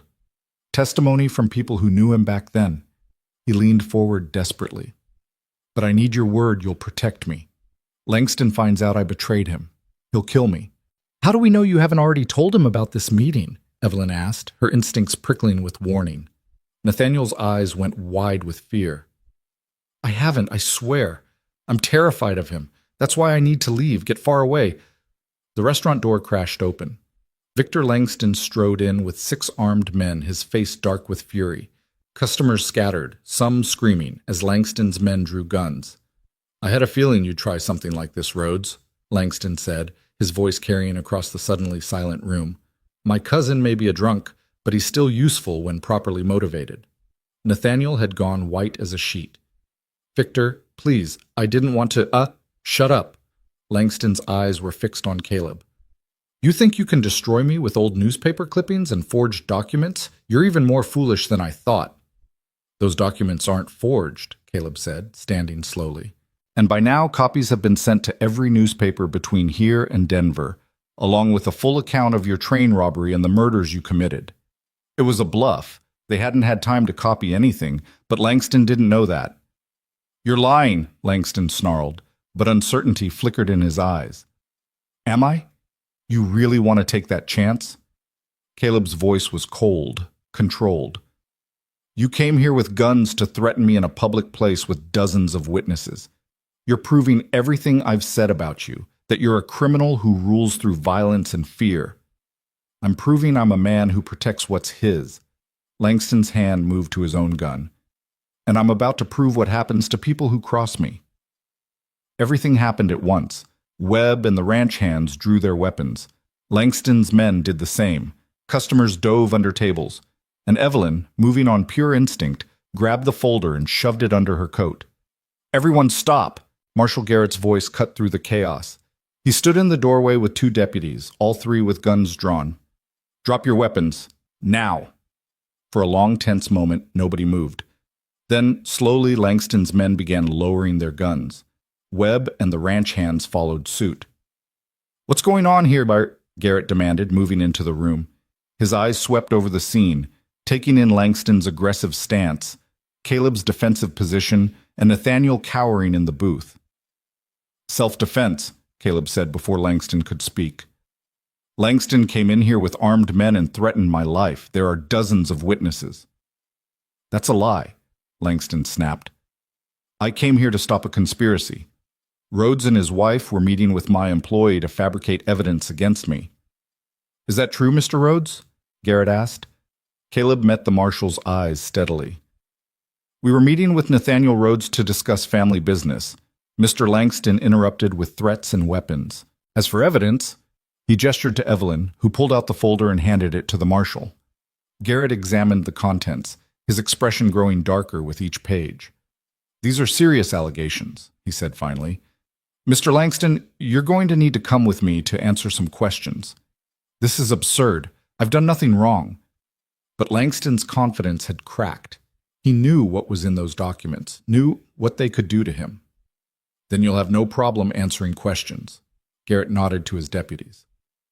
Escort Mr. Langston to my office. The rest of you, he looked at Caleb and Langston's men. I want statements from everyone. As Langston was led away, he turned back to look at Caleb and Evelyn. The expression on his face was pure hatred. This isn't over, he said quietly, dangerously. Yes, Evelyn said clearly, stepping forward. It is. You lost, Mr. Langston. Accept it. For a moment she thought he might break free from the deputies and come for her, but then he turned and left, his empire already beginning to crumble around him. Nathaniel slumped in the booth, tears streaming down his face. He'll kill me. When he gets out, he'll kill me. He's not getting out, Garrett said grimly. If these documents are authentic, and my preliminary examination suggests they are, Victor Langston is going to prison for murder and robbery. You'll need to testify, Mr. Rhodes. I will. Just please, you have to protect me. Nathaniel looked at Caleb desperately. Cousin, please. I know I've been terrible to you, but I'm begging you. Caleb stared at the man who'd tried to steal his inheritance, who'd allied with their enemy, who'd only turned because of his own fear and greed. Evelyn expected him to refuse, to let Nathaniel face the consequences of his choices. Instead, Caleb pulled out the saddlebag with the money and set it on the table. Take it. Get as far from here as you can. Start over, Nathaniel. Actually try to be better than you have been. His voice was hard but not cruel. But if you ever come back, if you ever threaten my family or my ranch again, I won't be this generous. Understood? Nathaniel grabbed the money like a drowning man grabbing a rope. Thank you. Thank you. I don't deserve... No, you don't. But I'm not doing this for you. I'm doing it because I'm choosing to be different than men like Langston. Caleb stood, taking Evelyn's hand. Marshal, we'll give our statements whenever you need them. But right now, I'm taking my wife home. The ride back to the Triple R should have felt triumphant, but Evelyn found herself shaking with delayed reaction. They'd won, truly, finally won. But they'd come so close to disaster. If Marshal Garrett hadn't arrived when he did, if Langston had started shooting, if any of a dozen things had gone differently. Hey, Caleb said softly, pulling his horse alongside hers. We're safe. It's over. I know. She took a shaky breath. I'm tired of fighting, tired of being afraid. Then we stop fighting. We focus on building instead of defending. He reached across the space between their horses to take her hand. We build a home, Evelyn. A real one. The kind where our children can grow up safe and happy, where we can grow old together without looking over our shoulders. Children? She looked at him, surprised and touched by the casual way he'd said it, like their future was certain and bright. Someday, when you're ready. His eyes were warm despite the fading light. I want it all with you. The whole messy, complicated, beautiful life we were too practical to plan for when we got married. Evelyn felt tears sting her eyes, but they were good tears. Happy tears. I want that too. All of it. They rode the rest of the way home in comfortable silence, arriving just as the sun set behind the mountains in a blaze of orange and gold. The ranch looked beautiful in the fading light, solid, enduring, theirs. Mrs. Harrow met them at the door with relief written across her usually stern face. Thank heaven. When Webb sent word there was trouble in Helena, it's handled, Caleb assured her. Langston's finished. The Triple R is safe. Good. Then you'll want to know, Dr. Patterson stopped by this afternoon. Said you missed your follow-up appointment for that leg. He wants to see you tomorrow. Caleb waved a hand dismissively. The leg's fine. I've been walking on it for weeks. Nevertheless, he wants to examine it properly. Something about making sure the bones set correctly. Mrs. Harrow's tone suggested arguing would be pointless. He'll be here at 10 o'clock. After she left, Evelyn turned to Caleb with a raised eyebrow. Missed appointments? Not very responsible of you. I was busy saving our ranch from a land-grabbing criminal, but he smiled as he said it, pulling her close. Though I suppose I should make sure I'm healing properly. Can't have a rancher with a bad leg. Especially not one who plans on chasing children around someday, Evelyn teased. Someday. Not tomorrow. He kissed her, deep and slow. Tomorrow, I plan on sleeping late, eating a proper breakfast, and spending the day doing absolutely nothing productive. Sounds perfect. But the next day brought one final surprise. Dr. Patterson arrived precisely at 10, examining Caleb's leg with professional thoroughness. Healing nicely, he pronounced. Another month, and you'll barely notice you ever broke it. You're lucky your wife knew what she was doing. Bad bone setting can cripple a man for life. She's extraordinary, Caleb agreed, smiling at Evelyn. Speaking of your wife, Patterson turned to Evelyn with a slight frown. Mrs. Rhodes, you look pale. Have you been feeling well? Fine, Evelyn said, surprised. Just tired from all the stress lately. When did you last have your monthly courses? The question was blunt, medical, and it took Evelyn a moment to process. When she did, her heart stopped. She'd been so focused on fighting Langston, on surviving each day, that she hadn't noticed, hadn't paid attention to the calendar or her body's rhythms. But now, thinking back, 6 weeks, she whispered. Maybe 7. Caleb went very still beside her. Evelyn? Dr. Patterson pulled out his stethoscope. May I examine you, Mrs. Rhodes, just to be certain? The examination was brief and professional. When Patterson straightened, there was a smile on his weathered face. Congratulations, Mr. and Mrs. Rhodes. You're going to be parents. I'd estimate you're about 8 weeks along, which means the baby should arrive sometime in early summer. The world seemed to tilt and realign. Evelyn looked at Caleb and saw her own shock and wonder mirrored in his face. A baby. They were going to have a baby. Are you certain? Caleb asked, his voice rough. As certain as I can be at this stage. Mrs. Rhodes is young and healthy, and if she continues to take care of herself, I see no reason the pregnancy shouldn't proceed normally. Patterson packed his bag. I want to see you monthly, Mrs. Rhodes, and no more riding into danger or working yourself to exhaustion. You're building a child now. That takes precedence over everything else. After he left, Evelyn and Caleb sat in stunned silence. A baby, Evelyn finally said. Caleb, we're having a baby. I know. He reached for her hand, holding it like something precious and fragile. Are you happy? I know we didn't plan. I'm terrified and thrilled and completely unprepared, Evelyn interrupted. But yes, I'm happy. Are you? Caleb pulled her into his arms, burying his face in her hair. I never thought I'd have this again. After Margaret and the baby died, I convinced myself I didn't deserve another chance. But now, his voice broke. Now I get to watch you grow round with our child. I get to be there when our baby is born. I get to build a family with you. We get to build it together, Evelyn corrected, pulling back to look at him. This baby, they're going to know love, Caleb. Real love, not the cold, practical arrangement we started with. They're going to grow up on this ranch with parents who fought for each other and won. They're going to have your courage, Caleb said, his hand moving to rest on her still flat stomach, and your strength and your absolutely terrifying ability to face down men twice your size without flinching. And your integrity, Evelyn added, your loyalty and your surprising capacity for gentleness when you forget to be hard. They stood there in the morning sunlight, holding each other and contemplating the miracle they'd created. Outside, the ranch continued its daily rhythm, cattle lowing, men working, the land enduring as it always had. But inside, everything had changed. The months that followed were the happiest of Evelyn's life. Langston was prosecuted and sentenced to 20 years in prison for the train robbery and murders. The charges against Caleb were dropped completely once the truth about Langston's sabotage came out. The water rights were secured permanently, and the R prospered under their joint management. As Evelyn's pregnancy progressed, Caleb became almost comically protective. He refused to let her ride horses, insisted she rest every afternoon, and drove Mrs. Harrow to distraction with his constant questions about proper nutrition and prenatal care.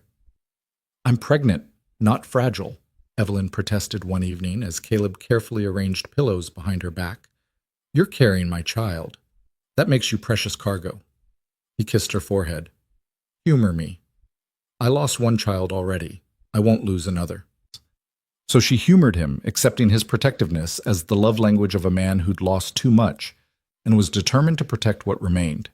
And in truth, she didn't mind the coddling. After years of fighting and struggling alone, it felt good to be cherished. Spring came early that year, painting the mountains green and filling the air with the scent of new growth. Evelyn spent her days preparing the nursery, a sunny room next to their bedroom that had once been storage. Mrs. Harrow proved surprisingly helpful, producing quilts and baby clothes she'd been storing for years. "These were for Mr. Rhodes's first child," she explained quietly one afternoon. "His wife Margaret was about as far along as you are when she took sick. I've kept them all this time, hoping he'd find happiness again." "Thank you," Evelyn said, touched by the gesture, "for taking care of him all these years, for helping him survive until he could live again." "He survived," Mrs. Harrow agreed. "But he didn't live until you came. You gave him that, Mrs. Rhodes. You gave him back his heart." The baby came on a warm June evening, after 12 hours of labor that had Caleb pacing the hallway like a caged animal. Dr. Patterson handled the delivery with calm efficiency, and when Evelyn finally heard her daughter's first cry, she wept with relief and joy. "A girl," Patterson announced, placing the squirming, red-faced infant in Evelyn's arms. "Healthy lungs on this one. Congratulations, Mrs. Rhodes." Caleb burst into the room before Patterson could finish, his face pale with worry. "Evelyn? Is the baby?" "Come meet your daughter," Evelyn said, her voice rough from crying and laughing. Caleb approached slowly, as if afraid the moment might shatter. When he looked down at the baby in Evelyn's arms, his expression transformed into something so tender it made Evelyn's heart ache. "She's perfect," he whispered, reaching out with one finger to touch the baby's tiny hand. "She has your nose. And your eyes, I think. Hard to tell yet, but they look blue." "What should we name her?" Caleb asked, settling carefully on the bed beside them.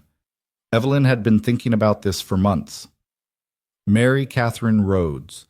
Mary for my mother, Catherine for yours." "Mary Catherine," Caleb repeated, testing the name. "Mary, I like it. It suits her." Little Mary chose that moment to open her eyes, staring up at her parents with unfocused newborn wonder. And in that instant, looking at this tiny person they'd created from nothing but loneliness and unexpected love, Evelyn understood completely how far they'd traveled. 6 months ago, she'd been a desperate woman signing a contract to marry a stranger. Now she was a wife, a mother, and the co-owner of one of Montana's most successful ranches. She'd helped defeat a powerful enemy, rebuilt her life from ashes, and found a love deeper than anything she'd imagined possible. The marriage of convenience had become the greatest inconvenience. It had complicated everything, demanded everything, changed everything. But it had also given her everything. "What are you thinking?" Caleb asked softly, watching her face. "I'm thinking about the day we met. When you offered me a contract and I was desperate enough to sign it. If someone had told me then that I'd end up here, holding our daughter, loving you more than I thought possible, I wouldn't have believed them. I wouldn't have either." He kissed her gently. "I thought I was buying a wife to fulfill a legal requirement. Instead, I found a partner, a warrior, and the love of my life." "No regrets?" "Only that I didn't find you sooner." He looked down at Mary, his hand cradling her tiny head with infinite care. "But maybe the timing was exactly right. Maybe we both needed to lose everything to appreciate what we found." So Evelyn thought about her father's grave, her mother's memory, all the pain and struggle that had led her to Caleb's door. The losses still hurt, probably always would. But they'd shaped her into someone strong enough to fight for what mattered, brave enough to risk loving again. "You know what the best part is?" she said. "What?" "This isn't the ending. This is just the beginning. We have years ahead of us, raising Mary, building the ranch, maybe having more children, growing old together on this land we fought so hard to keep." "The best part," Caleb corrected, "is that we get to do it together. No more separate rooms, separate lives, separate hearts. Just us, building something real. Together, Evelyn agreed, the word feeling like a promise and a benediction. Outside, the Montana sun set over the Triple R, painting the sky in shades of gold and crimson. The cattle grazed peacefully. The horses dozed in their stalls. The land that had witnessed so much struggle and triumph settled into evening quiet. And in the big house with green shutters, in a bedroom filled with lamplight and love, a family rested together. A man who'd learned that walls only worked if you eventually let someone pass them. A woman who'd discovered that survival wasn't the same as living. And a baby who would grow up knowing nothing but the fierce, protective love of parents who'd found each other in desperation and built a kingdom from determination. The contract had promised security and nothing more. But in the end, it had delivered everything that mattered: home, family, love, and a future as wide and endless as the Montana sky.